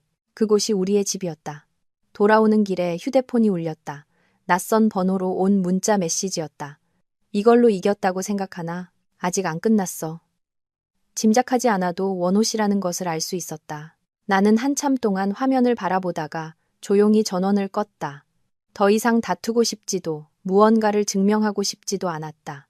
나는 그저 민지를 지키면 되었다. 그것만으로 충분했다. 그날 저녁 재판을 기다리는 동안 임시로 얻었던 작은 원룸에 돌아왔을 때 민지는 씻고 나서 이불 속에 동그랗게 몸을 말고 누웠다. 나는 곁에 앉아 아이의 머리를 말려주었다. 조용한 방 안의 드라이기 소리가 규칙적으로 울려 퍼졌다. 마치 내 마음속에 부서진 조각들을 어루만지는 작은 자장가처럼 들렸다. 법정에서 무서웠어? 내가 조용히 물었다. 민지는 잠시 머뭇거리다가 고개를 끄덕였다. 많이 무서웠어요. 아빠가 소리칠까봐, 아빠가 나를 미워할까봐 무서웠어요. 내 손이 잠시 멈칫했다. 나는 드라이기를 끄고 아이를 끌어당겨 품에 안았다. 우리 딸은 옳은 일을 한 거야. 아빠가 화를 내더라도 너는 용감한 아이야. 엄마는 네가 자랑스러워. 민지는 잠시 침묵하다가 속삭였다. 저는 그냥 제가 말 안 하면 엄마를 잃을까봐 무서웠어요. 그 순수한 한마디가 마치 칼날처럼 내 심장을 베었다. 나는 아이를 더 꽉 껴안았다. 다시 눈물이 흘러나왔다. 그날 밤 민지는 금방 잠이 들었지만 나는 거의 뜬 눈으로 밤을 새웠다. 밖은 차 소리가 뜸해지고 도시는 고요함에 잠겨 있었다. 나는 잠든 아이의 작고 평화로운 얼굴을 바라보았다. 마음속에는 두려움과 결단력이 공존했다. 앞으로도 많은 풍파가 기다리고 있겠지만 이 순간부터 나는 더 이상 혼자가 아니었다. 그날 밤은 아주 느리게 흘러갔다. 나는 거의 잠들지 못하고 민지가 잠든 모습을 가만히 지켜보았다. 아이의 가슴이 여린 숨결에 맞춰 규칙적으로 오르내렸다. 아이가 뒤척일 때마다 나는 깜짝 놀랐다. 악몽이라도 꿀까봐 겁이 났다. 동이 틀 무렵 창밖으로 희미한 빛이 새어 들어올 때쯤에야 겨우 눈을 붙일 수 있었다. 피곤한 꿈속에서 나를 깨운 것은 휴대폰 벨소리였다. 이리 변호사님이었다. 나는 벌떡 일어나 앉았다. 심장이 세차게 뛰었다. 진미 씨, 오늘 아침 수사기관에서 공식적으로 사건을 접수했습니다. 원호 씨 측은 영상 및 관련 증거에 대해 조사를 받기 위해 소환되었습니다. 나는 휴대폰을 꽉 쥐었다. 목이 메었다. 모든 것이 생각보다 빠르게 진행되고 있었다. 그럼 민지는요? 안심하십시오. 아이를 임시로 진미 씨에게 맡긴 결정은 여전히 유효합니다. 조사 기간 동안 원호 씨는 감독 없이 아이와 직접 접촉할 수 없습니다. 나는 안도의 한숨을 내쉬었다. 며칠 동안 팽팽하게 긴장되어 있던 가슴에 드문 평온함이 찾아왔다. 나는 변호사님에게 감사 인사를 하고 전화를 끊었다. 옆을 보니 민지는 아직 자고 있었다. 예전 집에서 내가 사준 낡은 곰 인형을 꼭 껴안은 채 나는 일어나 따뜻한 물 한 잔을 마셨다. 머릿속에는 다른 걱정들이 떠오르기 시작했다. 월세, 민지의 학원비, 생활비. 집을 나온 이후 내가 가진 돈은 아주 적은 비상금이 전부였다. 예전에는 모든 지출을 원호 씨가 알아서 처리했고 나는 그에게 의존했다. 이제 와서야 그 의존이 얼마나 위험한 것이었는지 깨달았다. 민지가 잠에서 깨어 눈을 비비며 주위를 둘러보더니 자신이 원룸에 있다는 것을 깨달았다. 아이는 벌떡 일어나 앉으며 잠긴 목소리로 말했다. 엄마, 우리 아직 여기 있는 거예요? 나는 미소를 지으며 아이의 머리를 쓰다듬었다. 응, 엄마랑 여기 있는 거야. 아무도 우리 민지 데려가지 않아. 민지는 내 목을 끌어안고 한참 동안 어깨에 얼굴을 기댔다. 나는 아이가 밤새 짓눌려 있던 두려움을 내려놓듯 아주 가볍게 한숨을 쉬는 것을 느꼈다. 그날 아침 나는 민지를 학교에 데려다 주었다. 며칠간의 긴장 끝에 처음으로 원호 씨가 갑자기 나타날까 걱정하지 않고 아이를 등교시킬 수 있었다. 교문은 여느 때처럼 시끌벅적했다. 아이를 데려다주는 부모님들, 웃음소리, 제잘거리는 소리, 그 익숙한 광경에 나도 모르게 코끝이 찡해졌다. 나는 그런 평범한 삶을 갈망했었다. 그런데 그것을 거의 잃을 뻔하고 나서야 그 가치를 분명히 느낄 수 있었다. 민지의 담임 선생님이 나와서 나를 보더니 잠시 멈칫했다. 눈에는 걱정이 가득했다. 민지가 교실로 뛰어들어간 후 선생님은 나를 옆으로 불렀다. 어머님, 며칠 동안 가정에 일이 있으시다는 이야기는 조금 들었어요. 민지가 학교에서는 착하게 지내지만 요즘 들어 조용히 혼자 앉아있는 시간이 많아지고 말수도 줄었어요. 심장이 조여왔다. 죄송해요. 아이에게 너무 많은 부담을 주게 됐네요. 선생님은 고개를 저었다. 어머님 탓이 아니에요. 하지만 이 시기에는 아이와 더 많이 대화하고 신경 써주셔야 해요. 아이들 마음은 아주 쉽게 상처받거든요. 나는 고개를 끄덕였다. 마음속에서 말로 표현할 수 없는 후회가 밀려왔다. 그날 점심, 나는 일자리를 찾아 나섰다. 더 이상 수동적인 상태로 살 수는 없었다. 원룸 근처의 작은 식당에 이력서를 냈다. 식당 주인은 인상이 좋은 중년 여성이었다. 그녀는 나를 위아래로 훑어보더니 물었다. 무슨 일 할 수 있어요? 요리, 설거지, 청소, 다 할 수 있습니다. 주간이든 야간이든 상관없어요. 그녀는 내 눈에 서린 절박함을 보았는지 잠시 침묵하다가 고개를 끄덕였다. 좋아요. 오늘 오후부터 시작해요. 월급은 많지 않지만 열심히 하면 차차 올려줄게요. 나는 고개를 깊이 숙였다. 네, 감사합니다, 사장님. 오후에 학교가 끝나고 나는 민지를 데리고 식당으로 갔다. 아이를 원룸에 혼자 두고 싶지 않았다. 민지는 작은 구석에 앉아 얌전히 색칠 공부를 했고 나는 쉴 새 없이 서빙하고 치우고 닦았다. 팔다리는 쑤시고 등은 아팠지만 마음은 이상하게 가벼웠다. 아주 오랜만에 내 두 발로 서고 있다는 느낌이 들었다. 그날 밤 우리 모녀가 원룸으로 돌아왔을 때 민지가 나를 올려다보며 걱정스러운 듯 또 존경하는 듯한 목소리로 말했다. 엄마, 많이 힘들어요? 조금 힘들지만 엄마는 괜찮아. 민지는 잠시 침묵하다가 불쑥 말했다. 엄마는 왜 예전에는 이렇게 일 안 했어요? 나는 흠칫했다. 7살짜리 아이에게 어떻게 대답해야 할지 몰랐다. 나는 그저 아이의 등을 가만히 쓸어주었다. 그때는 집에서 우리 민지 돌보는 것만으로도 충분하다고 생각했어. 하지만 이제는 엄마가 일을 해야 우리 딸을 지킬 수 있다는 걸 알았어. 민지는 아마 내 말을 다 이해하지는 못했겠지만 고개를 끄덕였다. 밤에 민지의 옷을 개고 있을 때 휴대폰이 다시 울렸다. 이번에는 다른 낯선 번호였지만 수화기 너머의 목소리를 듣자마자 시어머니라는 것을 알 수 있었다.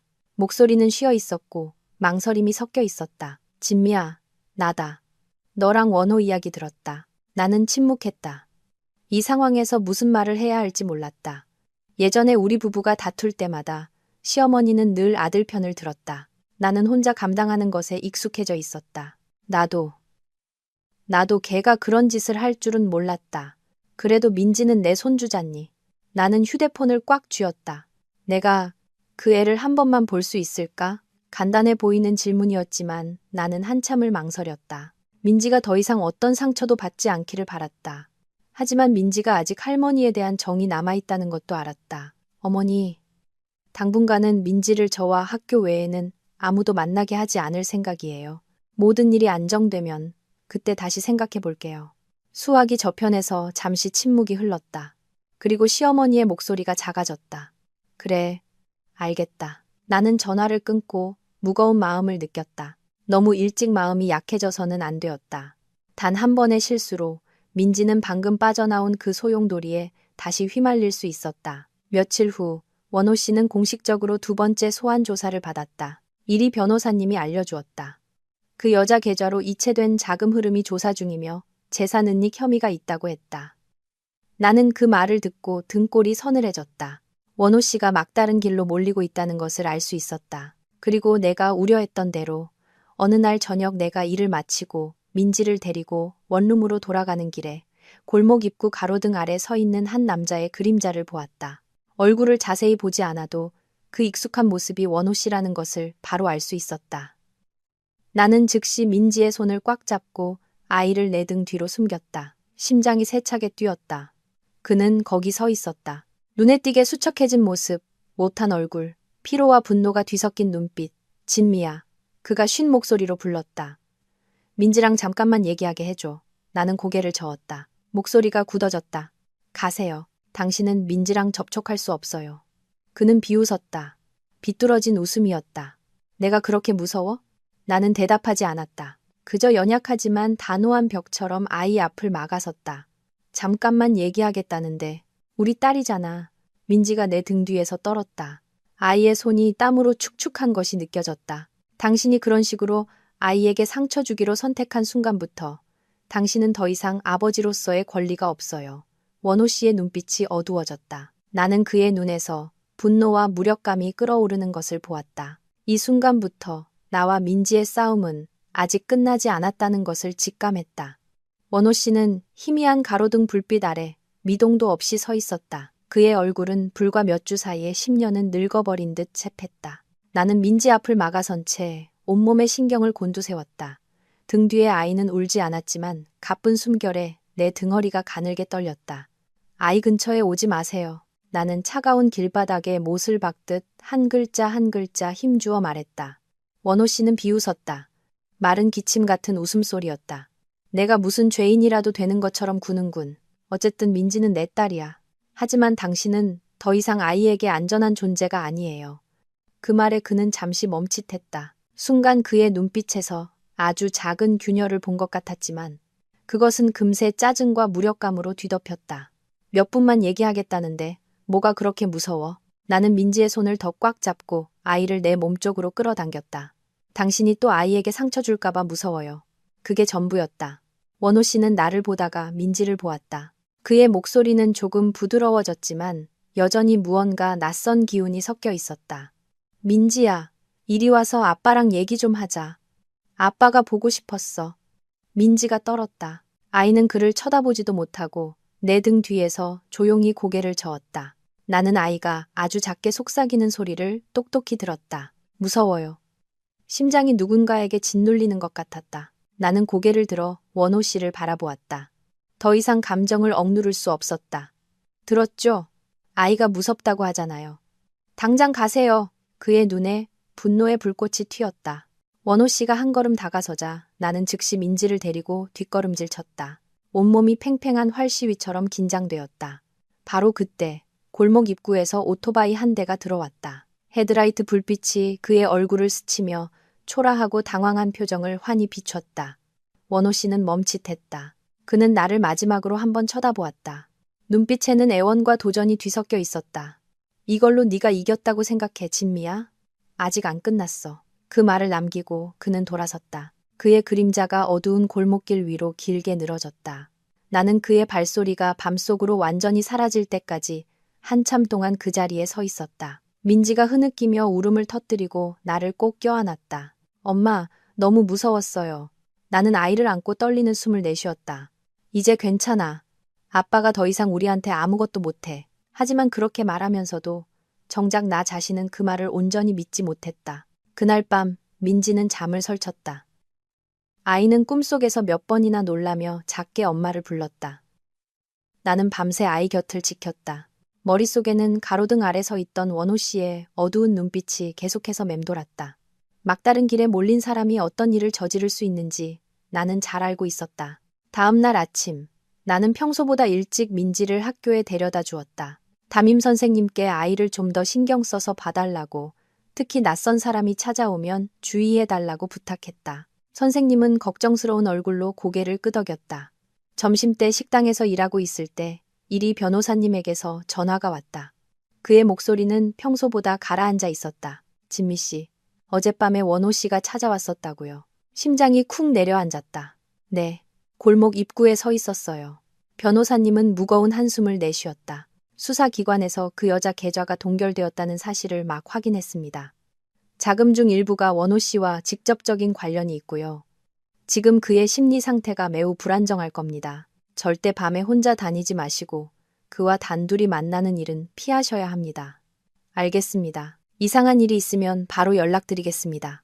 나는 전화를 끊고 마음이 복잡해졌다. 원호 씨에게 나와 민지는 더 이상 단순한 전처와 딸이 아니었다. 그가 필사적으로 빠져나가려는 길목을 막고 있는 가장 큰 장애물이었다. 그날 오후 민지를 데리러 학교에 갔을 때 아이가 평소와 달리 선생님도 없이 교문 앞에 혼자 서 있는 것을 보았다. 멀리서도 아이의 얼굴이 창백한 것이 보였다. 나는 겁에 질려 달려갔다. 민지야, 왜 혼자 여기 서 있어? 아이는 떨며 내 손을 잡았다. 엄마, 아까 어떤 아줌마가 저를 찾아왔어요. 심장이 세차게 뛰었다. 어떤 아줌마? 아빠 친구라고 했어요. 아빠가 아이스크림 사주라고 보냈다고 했어요. 등골이 오싹해졌다. 그래서 엄마 기다려야 한다고 했어요. 그랬더니 그 아줌마가 교문 밖에서 저를 한참 쳐다보다가 갔어요. 나는 민지를 꽉 껴안았다. 다리에 힘이 풀렸다. 그 여자는 원호 씨와 함께 있던 영상에 나왔던 바로 그 사람이었다. 그들이 행동을 시작한 것이다. 그날 밤 나는 민지를 밖으로 내보내지 않았다. 원룸 문을 걸어 잠그고 커튼을 쳤다. 작은 방 안에서 우리 모녀는 서로에게 바싹 붙어 앉았다. 마치 조금만 떨어져도 무서운 일이 닥칠 것만 같았다. 민지가 나를 올려다보며 작지만 분명한 목소리로 물었다. 엄마, 제가 잘못한 거예요? 제가 진실을 말해서요? 나는 몸을 숙여 아이의 눈을 똑바로 바라보았다. 아니, 우리 딸은 어린아이가 할 수 있는 가장 용감한 일을 한 거야. 그런데 왜 아빠는 저한테 화를 내요? 그 질문은 마치 조용한 칼날처럼 내 심장을 베었다. 나는 아이 앞에서 아빠를 험담할 수도 거짓말을 할 수도 없었다. 나는 가장 중립적인 방법을 선택할 수밖에 없었다. 어른 중에는 자신의 잘못이 드러나면 화를 내는 사람들도 있어. 하지만 그게 우리 딸의 잘못이라고 생각하면 안 돼. 민지는 한참 동안 말이 없다가 눈물을 뚝뚝 흘리며 고개를 끄덕였다. 그날 밤 밖에는 비가 내렸다. 양철 지붕 위로 떨어지는 빗소리가 유난히 서글프게 들렸다. 나는 민지를 품에 꼭 껴안았다. 엄마가 된 이래로 아이의 삶이 이렇게 위태롭게 느껴진 적은 없었다. 자정이 가까워질 무렵 휴대폰이 울렸다. 낯선 번호로 온 문자 메시지였다. 좋게 말할 때 그만두지 않으면 대가를 치르게 될 거야. 그 영상이 부적인 줄 알아? 나는 그 글자들을 보며 손이 차갑게 식는 것을 느꼈다. 답장하지 않았다. 그저 조용히 화면을 캡처하고 이리 변호사님에게 전화를 걸었다. 그는 즉시 전화를 받았다. 내 이야기를 다 듣고 난 그의 목소리는 단호해졌다. 모든 메시지를 보관하세요. 이것은 명백한 협박입니다. 내일 아침 제가 신고서를 작성해 드리겠습니다. 나는 전화를 끊고 벽에 기댔다. 어둠 속에서 내 심장 박동과 민지의 규칙적인 숨소리가 선명하게 들렸다. 더 이상 물러설 곳이 없었다. 이 순간부터 조금이라도 약해지면 민지는 다시 그 계산으로 가득한 곳으로 끌려 들어갈 것이다. 밖에서는 여전히 비가 세차게 내리고 있었다. 내 마음속에서도 또 다른 폭풍이 일고 있었다. 더 이상 단순한 공포의 폭풍이 아니었다. 어떤 대가를 치르더라도 아이를 지키겠다는 결심의 폭풍이었다. 다음 날 아침, 아직 비가 부슬부슬 내릴 때 나는 민지를 데리고 원룸을 나와 내가 이 상황에서 유일하게 믿을 수 있는 친구인 추 언니네 집으로 향했다. 언니는 문을 열고 흠뻑 젖은 우리 모녀를 보자마자 깜짝 놀랐다. 어머, 진미야, 무슨 일이야? 나는 긴 말하지 않고 고개를 저으며 민지를 안으로 들여보낸 후 협박 문자에 대해 간단히 설명했다. 언니는 이야기를 듣고 소스라치게 놀라며 즉시 문을 걸어 잠갔다. 며칠 여기서 지내. 사람이 어떻게 일을 이 지경까지 만들 수 있는지 믿을 수가 없네. 고맙다는 말을 하기도 전에 휴대폰이 울렸다. 이리 변호사님이었다. 그는 협박과 낯선 여자가 민지에게 접근한 일에 대해 오늘 아침 바로 경찰서에 신고하라고 말했다. 나는 언니의 이웃집에 민지를 잠시 맡기고 혼자 관할 지구대로 향했다. 담당 경찰관 앞에 앉자 내 손이 얼마나 떨리는지 똑똑히 알 수 있었다.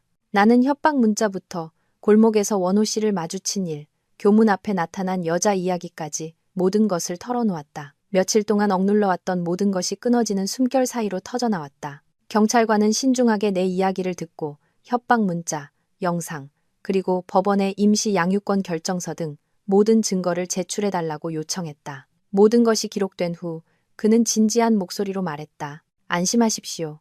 저희가 면밀히 주시하겠습니다. 지속적으로 협박하거나 아동에게 불법적으로 접근하는 행위가 있을 경우 법에 따라 처리될 것입니다. 나는 고개를 끄덕였지만 마음은 여전히 불안했다. 막다른 길에 몰린 사람이 이성을 잃는 순간 법이 항상 그 충동을 막아주지는 못한다는 것을 알고 있었기 때문이다. 그날 오후 나는 민지를 데리고 추언니네 집으로 돌아왔다. 아이는 걱정으로 가득한 하루를 보낸 탓인지 지쳐 보였다. 밥도 거의 먹지 않고 내 곁에 꼭 붙어 앉아 있었다. 나는 아이의 등을 쓸어주며 마음이 아팠다. 엄마, 왜 우리 원룸으로 안 가요? 나는 잠시 멈칫했다가 조용히 대답했다. 며칠만 여기서 안전하게 지내자, 우리 딸. 민지는 고개를 끄덕였지만 눈에는 혼란이 가득했다. 계속되는 불안정한 상황이 아이가 겨우 되찾은 희미한 안정감을 갉아먹고 있다는 것을 알 수 있었다. 그날 저녁, 내가 설거지를 하고 있을 때 추언니가 심각한 얼굴로 다가와 휴대폰을 내밀었다. 진미야, 이거 좀 봐. 화면에는 한 맘카페의 게시물이 떠 있었다. 익명의 계정이 나에 대해 애매모호한 글을 올린 것이었다. 남편을 피해 아이를 데리고 도망치고 아빠도 못 만나게 하는 엄마. 정신적으로 문제가 있다는 소문도 있음. 아래에는 악의적인 추측과 근거 없는 비난 댓글이 가득했다. 나는 그 글을 보며 온몸이 차갑게 식었다. 이것은 정확히 원호 씨가 영상에서 말했던 방식이었다. 나를 폄훼하고 비정상적인 사람으로 만드는 것. 다만 이번에는 그 일을 하기 위해 법원이 필요 없었을 뿐이다. 추언니가 분개했다. 이거 분명히 그쪽에서 퍼뜨린 거야. 가만히 있으면 안 돼. 나는 지친 목소리로 고개를 저었다. 지금 내가 나설수록 저 사람들은 신나서 일을 더 키울 거예요. 법적으로 해결될 때까지는 그냥 민지를 지키는 데만 집중해야 해요. 하지만 마음속으로는 이것이 더 이상 법적 다툼이 아니라 진실이 악의적인 소문 앞에서 속수무책으로 무너질 수 있는 여론전이라는 것을 깨닫고 있었다. 그날 밤 민지는 열이 살짝 올랐다. 나는 거의 뜬 눈으로 밤을 새우며 아이의 몸을 닦아주었다. 아이는 잠꼬대 속에서 내 손을 꼭 잡고 엄마, 아빠 더는 보고 싶지 않아라고 중얼거렸다. 심장이 조여왔다. 아이의 공포가 이제는 잠속까지 파고들고 있다는 것을 알았다. 이틀 후 지구대에서 다시 연락이 왔다. 협박 문자를 보낸 휴대폰 번호가 원호 씨의 지인, 즉 영상에 나왔던 바로 그 여자와 직접적인 관련이 있다는 것이 확인되었다고 했다. 나를 비방한 맘카페 게시물 또한 원호 씨가 자주 드나들던 곳에 IP 주소와 일치했다. 경찰관이 단호하게 말했다. 두 사람을 소환하여 협박, 명예훼손, 그리고 합법적인 양육권 침해 혐의에 대해 조사할 것입니다.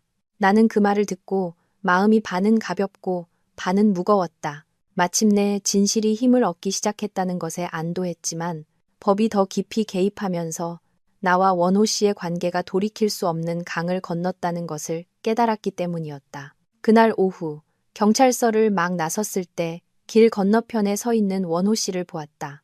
그는 다가오지 않고 멀리서 나를 바라보고만 있었다. 그의 눈빛에는 더 이상 지난밤의 공격성이 아닌 벌거벗은 절망이 담겨 있었다. 나는 걸음을 늦추고 모든 일이 벌어진 후 처음으로 그를 제대로 쳐다보았다. 한때 내 남편이었던 남자는 앙상하게 말라 있었고 눈은 푹 꺼져 있었으며 어깨는 더 이상 과거의 오만함을 지탱할 힘이 없는 듯 축 처져 있었다. 그가 작게 불렀다. 진미야. 나는 멈춰 섰지만 돌아보지 않았다. 정말로 날 막다른 길까지 몰고 가야겠어? 나는 가방끈을 꽉 쥐었다. 목소리는 이상할 정도로 평온했다. 아니요. 당신이 스스로 그 길로 걸어 들어간 거예요. 그가 씁쓸하게 웃었다. 난 그냥 민지를 지키고 싶었을 뿐이야.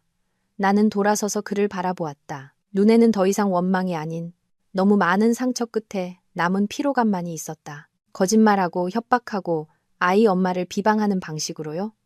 민지가 커서 아빠가 무슨 짓을 했는지 알게 되면 어떻게 잘할 거라고 생각했어요? 원호 씨는 무언가 더 말하려는 듯 입을 열었지만 이내 굳게 다물었다. 처음으로 그가 자신을 변호할 말을 찾지 못하는 것을 보았다. 더 이상 우리 모녀 근처에 오지 마세요. 나는 천천히 말했다. 아직 아이를 조금이라도 사랑한다면 나머지는 법이 해결하게 놔두세요. 나는 돌아섰다. 이번에는 다시 돌아보지 않았다. 그날 저녁 추언니네 집에 돌아오자 민지가 책상에 앉아 그림을 그리고 있었다. 작은 집 아래 두 사람이 손을 잡고 서 있는 그림이었다. 내가 온 것을 보고 아이는 달려와 나를 안았다. 엄마, 우리 집 그렸어요. 나는 그 그림을 보며 코끝이 찡해졌다. 앞으로 많은 풍파가 남아있겠지만 저 어린 마음속에서 아이는 이미 돌아갈 집이 있다고 믿기 시작했다. 그것만으로도 나는 계속 나아갈 충분한 힘을 얻었다. 그 후 며칠은 지루한 장마처럼 무겁게 흘러갔다. 나는 규칙적으로 식당에 출근했고 아침에 민지를 학교에 데려다주고 오후에 데려왔다. 저녁에는 추언니네 집 작은 방으로 돌아와 연약한 안전지대 안에서 조용히 지냈다. 밖에서는 인터넷상의 소문이 잠잠해졌다가 다시 고개를 드는 것을 반복했다. 나는 침묵을 선택했다. 악의적인 글을 볼 때마다 화면을 끄고 숙제하는 민지를 보며 무너지지 않겠다고 다짐했다. 어느 날 오후 식당에서 컵을 닦고 있을 때 추언니가 창백한 얼굴로 달려왔다. 휴대폰을 쥔 손이 떨리고 있었다. 진미야, 경찰서에서 너랑 민지 빨리 오라고 전화 왔어. 나는 컵을 놓쳤다. 싱크대에 부딪히는 소리와 함께 차가운 물이 튀었다. 머릿속에 수백 가지 나쁜 상상이 스쳐 지나갔다. 나는 서둘러 사장님께 양해를 구하고 민지를 데리러 달려갔다.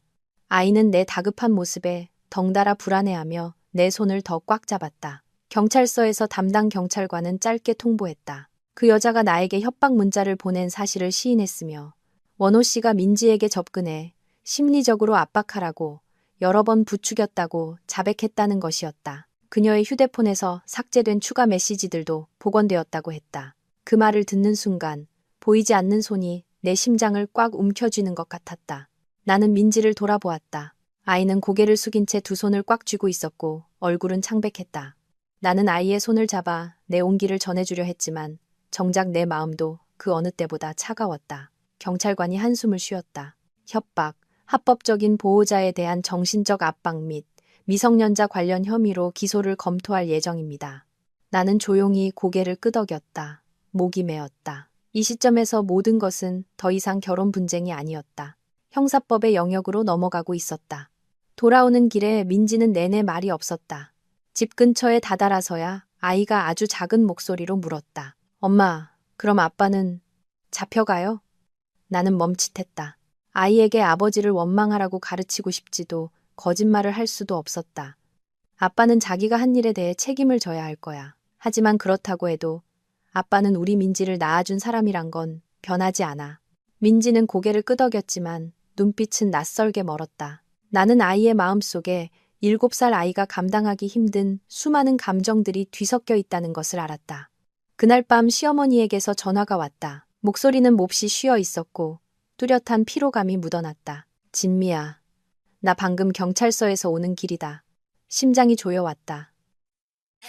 어머니는 왜 거기에? 원호. 걔가 몇 번 더 불려갔어. 집에 와서는 사람이 완전히 달라졌어. 내가 더는 걔 편들 생각은 없지만 그래도 내 아들이잖니. 나는 침묵했다. 시어머니를 위로할 힘도 더 이상 화를 낼 기력도 없었다. 네가 고생한 거 안다. 시어머니가 말을 이었다. 딱 한 가지만 부탁하자. 나중에 어떻게 되든 부자 사이의 연은 끊지 말아다오. 나는 입술을 꽉 깨물었다. 한참 후에야 대답했다. 끊을 생각은 없었어요. 하지만 민지를 다시 위험한 상황에 빠뜨릴 수도 없어요. 시어머니는 더 이상 말없이 한숨을 쉬었다. 나는 그 한숨 속에서 아들이 너무 깊은 잘못에 빠진 것을 지켜보는 어머니의 무력감을 똑똑히 들을 수 있었다. 그날 밤, 민지는 다시 열이 올랐다. 아이는 헛소리를 하며 꿈속에서 반복적으로 아빠를 불렀다. 나는 밤새 아이 곁에서 물수건을 갈아주고 체온을 재며 걷잡을 수 없이 떨리는 손을 주체하지 못했다. 아이가 무슨 꿈을 꾸는지 알 수 없었지만 그 꿈속에서 아버지의 그림자는 내가 생각했던 것보다 훨씬 더 아이의 영혼을 무겁게 짓누르고 있었다. 다음 날 아침, 민지의 열이 겨우 내렸을 때 이리 변호사님에게서 연락이 왔다.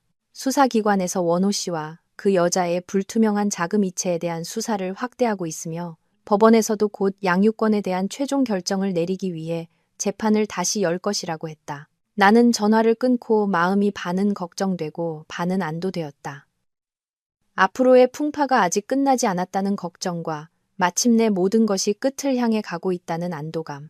결과가 좋든 나쁘든 나는 다시 시작하기 위해 마침표가 필요했다. 기다림의 날들은 끝없이 길게 느껴졌다. 나는 일과 아픈 민지를 돌보는 것을 병행하며 정신은 언제나 팽팽한 활시위처럼 긴장되어 있었다. 어떤 밤에는 벽에 기댄 채 어둠 속에서 소리 없이 울었다.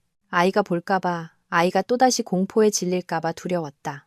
어느 날 오후 식당에서 테이블을 치우고 있을 때 사장님이 나를 불렀다. 진미 씨, 누가 찾아왔어. 밖으로 나가자. 시어머니가 가게 앞에 서 있는 것을 보고 심장이 쿵 내려앉았다. 그녀는 이전보다 훨씬 수척해져 있었고 머리카락은 불과 몇 주 사이에 더 희어진 것 같았다. 진미야, 민지 잠깐만 볼 수 있을까? 나는 망설였지만 시어머니의 피곤하고 진심 어린 눈빛을 보며 나쁜 의도로 온 것이 아니라는 것을 알았다. 나는 고개를 끄덕였다. 할머니와 손녀는 가게 구석의 작은 테이블에서 만났다. 민지는 처음에는 주저했지만 할머니가 몸을 숙여 안아주자 조용히 화답했다. 나는 멀리서 그 모습을 바라보며 복잡한 감정에 휩싸였다. 시어머니는 민지의 손을 잡고 떨리는 목소리로 말했다. 아가, 무서워하지 마라. 어른들이 잘못한 거지. 네 잘못은 하나도 없단다. 민지는 할머니를 올려다보았다. 순진한 눈빛이었다. 할머니, 아빠는 저한테 화났어요? 시어머니는 고개를 돌려 눈물을 소매로 닦았다. 잠시 후에야 조용히 고개를 저었다. 내 아빠는 지금 마음이 많이 복잡하단다. 나는 그것이 무거운 진실을 덮기 위한 가장 부드러운 표현이라는 것을 알았다. 며칠 후 법원에서 최종 결정을 위한 재판 소환장을 받았다. 날짜와 시간이 명시되어 있었다. 나는 그 종이를 든 손이 떨리면서도 안도감을 느꼈다. 싸움이 너무 오래 계속되어 나는 평온한 하루가 어떤 느낌인지 거의 잊어버릴 지경이었다. 그날 밤 나는 민지 옆에 앉아 숙제를 도와주고 있었다. 아이가 갑자기 물었다. 엄마, 우리 나중에 옛날 집으로 다시 가요? 나는 아이를 보며 가슴이 아팠다. 가고 싶어? 민지는 아주 천천히 고개를 저었다. 저는 그냥 엄마랑 같이 있고 싶어요. 어디든 상관없어요. 그 단순한 한마디가 마치 망치처럼 내 심장을 내리쳤다. 나는 아이를 품에 안고 아이의 심장 박동이 내 가슴에 와 닿는 것을 느꼈다. 그 순간 나는 깨달았다. 우리 모녀의 집이라는 곳은 이미 오래전부터 어떤 특정한 건물이 아니라 바로 이 서로를 안아주는 품이었다는 것을. 다시 법정에 가는 날은 옅은 햇살이 비치는 아침이었다. 비도 거센 바람도 없었다. 모든 것이 이상할 정도로 평온했고 그것은 내 가슴 속에서 요동치는 심장 박동과 대조를 이루었다. 나는 아주 이른 시간에 민지를 데리고 추언니네 집을 나섰다. 아이는 단정한 베이지색 원피스를 입고 머리는 깔끔하게 묶었다. 아이는 울지도 많이 묻지도 않고 마치 중요한 순간에 강해져야 한다는 것에 익숙해진 듯 조용히 내 손을 잡았다. 법원 앞에는 지난번보다 더 긴장된 분위기가 감돌았다. 이리 변호사님이 미리 와서 기다리고 있었다. 그는 내게 고개를 끄덕여 보였다. 그의 눈빛은 침착하지만 굳건했다. 마음의 준비 단단히 하세요. 오늘이 마지막이 될 겁니다. 나는 고개를 끄덕였다. 옷 속의 손바닥은 땀으로 축축했다. 원호 씨는 우리보다 늦게 도착했다. 그는 더 이상 이전처럼 깔끔한 모습이 아니었다. 셔츠는 구겨져 있었고 눈은 푹 꺼져 있었으며 발걸음은 느릿했다. 그의 뒤에는 더 이상 그 여자가 없었다. 그의 변호사만이 곁에 바싹 붙어 무언가 작은 목소리로 이야기하고 있었다. 원호 씨는 대답 없이 나와 민지를 스쳐 지나가듯 보고는 이내 시선을 피했다. 법정 안 판사는 정시에 들어왔다. 분위기는 보이지 않는 뚜껑이 닫힌 것처럼 무겁게 가라앉았다. 재판은 추가 조사 결과 발표로 시작되었다. 담당 기관의 대표가 차례로 나에 대한 협박 문자, 그 여자의 불법적인 아동 접근, 그리고 원호 씨와 관련된 불투명한 자금 흐름에 대해 설명했다. 내용이 하나씩 발표될 때마다 마치 누군가 오랫동안 진실을 덮고 있던 장막을 한 겹씩 걷어내는 것 같았다. 원호 씨는 두 손을 깍지 낀 채 고개를 숙이고 조용히 앉아 있었다. 가끔 그의 어깨가 가늘게 떨리는 것을 보았다. 겨우 앉은 자세를 유지하고 있는 것 같았다. 신문 차례가 되자 판사가 그에게 직접 물었다. 박원호 씨, 다른 사람을 시켜 서진미 씨를 협박하고 원민지 양에게 접근하라고 지시한 사실을 부인합니까? 원호 씨는 한참 동안 말이 없었다. 법정에 들어선 이후 처음으로 그는 즉시 대답할 만큼의 평정을 유지하지 못하는 것 같았다. 마침내 그가 조용히 고개를 저었다. 아니요. 그 작은 한마디에 법정 전체가 술렁였다. 인정한다는 겁니까? 판사가 되물었다. 원호 씨는 숨을 깊게 들이마셨다. 저는 그냥 아이를 지키고 싶었습니다. 아이를 잃을까봐 두려웠습니다. 법을 어기고 심지어 자기 아이의 정신건강을 해치면서까지요? 판사의 목소리가 낮아졌다. 그는 대답하지 않았다. 그의 어깨는 완전히 축 처졌다. 마치 모든 것이 발가벗겨진 사람처럼. 원호 씨의 변호사는 감형을 요청하며 심리적 압박, 막다른 상황에서의 통제력 상실 등을 이유로 들었지만 그 말들은 이제 막 닫히려 하는 문틈으로 새어나오는 바람소리처럼 힘이 없었다. 내 차례가 되자 나는 일어섰다. 두 다리는 여전히 떨렸지만 마음은 더 이상 지난번처럼 혼란스럽지 않았다. 재판장님, 저는 원망으로 원호 씨와 다투고 싶지 않습니다. 저는 그저 제 아이를 지키고 싶을 뿐입니다. 민지는 이 나이에 보지 말아야 할 것을 너무 많이 봤습니다. 제가 가장 두려운 것은 물질적인 손실이 아니라 아이가 자신의 가장 가까운 사람에 대한 공포와 혼란 속에서 자라게 되는 것입니다. 나는 민지를 돌아보았다. 아이는 무릎 위에 두 손을 올리고 두 눈을 크게 뜬 채 앞을 바라보며 조용히 앉아 있었다. 저는 원호 씨의 아버지로서의 권리를 완전히 박탈해달라고 요구하지 않습니다. 나는 말을 이었다. 다만 앞으로의 모든 접촉은 어른의 이기심이 아니라 아이의 진정한 안전을 최우선으로 고려하는 상황에서 이루어지기를 바랄 뿐입니다. 그 순간 원호 씨가 고개를 들어 나를 보는 것을 느꼈다. 그의 눈에는 더 이상 분노나 도전이 아닌 아주 깊은 피로감이 담겨 있었다. 마치 그 자신도 더 이상 버틸 힘이 남아있지 않은 것 같았다. 재판은 3시간이 넘게 계속되었다. 판사가 합의를 선언했을 때 나는 거의 다리의 감각을 잃을 뻔했다. 나는 민지를 데리고 복도로 나와 차갑고 딱딱한 나무 의자에 앉았다. 아이가 내 어깨에 머리를 기댔다. 엄마, 힘들어요? 나는 희미하게 웃었다. 엄마, 괜찮아. 하지만 솔직히 너무 피곤해서 그냥 눈을 감고 아주 긴 잠을 자고 싶었다. 지난 몇 달간의 불안을 모두 잊을 수 있도록 거의 1시간 후 우리는 다시 법정으로 불려 들어갔다. 판사는 두꺼운 서류를 손에 들고 느리고 분명한 목소리로 말했다. 모든 증거, 당사자들의 진술, 그리고 추가 조사 결과를 종합적으로 검토한 결과 재판부는 다음과 같이 결정합니다. 나는 숨을 죽였다. 민지는 내 손을 꽉 잡았다. 원민지 양에 대한 친권 및 양육권은 어머니인 서진미 씨에게 부여한다. 그 순간 나는 그 뒤의 말을 제대로 듣지 못했다. 귀가 멍해졌고 심장은 가슴 밖으로 튀어나올 것처럼 세차게 뛰었다. 나는 몸을 숙여 민지를 와라 껴안았다. 아이도 나를 꽉 안았다. 온몸이 떨렸다. 기쁨 때문인지 너무 오랜 시간 감내해온 긴장이 풀려서인지 알 수 없었다. 박원호 씨는 법률에 따라 면접 교섭권을 가지나 모든 접촉은 합법적인 보호자의 동의하에 초기에는 감독하에 이루어져야 한다. 판결은 차가운 문장으로 끝났지만 내게는 그것이 오랫동안 굳게 닫혀있던 문이 새롭게 열리는 순간이었다. 모두가 법정을 떠날 때 나는 여전히 그 자리에 서 있었다. 한 걸음만 더 내디디면 이 모든 것이 다시 꿈이 될까봐 두려웠다. 원호 씨가 내게서 몇 걸음 떨어진 곳에 서 있었다. 그는 민지를 보고 그리고 나를 보았다. 아주 오랜 시간이 흐른 후 그가 쉰 목소리로 말했다. 민지, 잘 부탁한다. 나는 고개를 끄덕였다. 더 이상 증오도 경쟁심도 없었다. 우리 사이에는 이제 완전히 부서진 결혼 생활에 벌거벗은 현실만이 남아 있었다. 민지가 그를 올려다보았다. 어린아이답지 않게 차분한 눈빛이었다. 아빠, 이제 엄마 슬프게 하지 마세요. 아이의 그 한마디는 두 어른의 가슴에 천천히 박히는 비수 같았다. 원호 씨는 고개를 돌렸다. 그의 손이 가늘게 떨리는 것이 보였다. 법원을 나서자 바깥의 햇살이 유난히 눈부시게 느껴졌다. 나는 숨을 깊게 들이마셨다. 더 이상 철문이나 따가운 시선 앞에서 답답함을 느끼지 않았다. 이제 우리 집에 가는 거예요? 민지가 물었다. 나는 몸을 숙여 아이를 바라보았다. 응, 우리 집에 가자. 하지만 나는 이것이 완전한 끝이 아니라는 것을 알고 있었다. 법은 내게 아이를 키울 권리를 주었지만 민지의 마음속에, 그리고 내 마음속에 남은 상처는 하루아침에 아물 수 있는 것이 아니었다. 그날 오후 나는 식당에 사직서를 냈다. 가장 힘들 때 나를 도와주신 사장님께 감사 인사를 드렸다. 저녁에는 추언니와 함께 얼마 안 되는 짐을 정리했다. 언니가 미리 알아봐준 새로운 원룸으로 이사할 준비였다.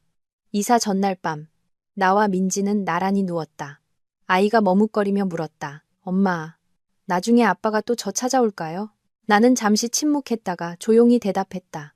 만약 아빠가 정말로 우리 민지를 위한 진심으로 찾아온다면 엄마는 막지 않을 거야. 민지는 고개를 끄덕이고 내 가슴에 얼굴을 묻었다. 숨소리가 점차 고르게 변했다. 나는 어두운 천장을 바라보았다. 가장 큰 시련은 더 이상 법정에 있는 것이 아니라 앞으로 다가올 세월에 있다는 것을 알았다. 민지가 지난날의 어두운 그림자 없이 자라게 하는 것. 새로운 원룸으로 이사하던 아침. 나는 이른 아침에 옅은 햇살 속에서 민지를 데리고 걸었다. 골목길은 아직 지난밤 내린 비에 축축한 냄새가 남아 있었다. 우리 모녀의 짐은 단출한 가방 몇 개가 전부였지만 내 마음은 마치 낡은 삶의 한 장을 덮고 새로운 삶의 첫걸음을 내딛는 것처럼 무겁고도 가벼운 감정이 교차했다. 새로운 방은 예전보다 작지만 더 밝았고 창문을 열면 작은 마당에 부겐빌레아 화분이 보였다. 민지는 방에 들어서서 주위를 둘러보더니 나를 돌아보며 눈을 반짝였다. 엄마, 여기는 햇빛이 들어요. 나는 미소를 지으며 고개를 끄덕였다. 응, 이제 매일 아침 우리 딸 책상에 햇빛이 비칠 거야. 아이는 책가방을 내려놓고 창가로 달려가 밖을 내다보더니 다시 달려와 나를 와락 껴안았다. 나는 그 어린 마음 속에서 햇빛이 단순히 빛이 아니라 길고 어두운 시간을 지나 겨우 되찾은 안전함의 감각이라는 것을 알았다. 그 후 며칠 동안 우리 모녀의 삶은 서서히 규칙적인 리듬을 찾아갔다. 나는 원룸 근처의 다른 식당에서 다시 일을 구했다. 월급은 많지 않고 일은 힘들었지만 매일 저녁 퇴근하고 돌아올 때 문 앞에서 공책을 든 채 나를 기다리다가 내가 나타나면 눈을 빛내는 민지를 볼 때마다 모든 피로가 눈 녹듯 사라졌다. 민지는 다시 평범한 학교 생활로 돌아갔다.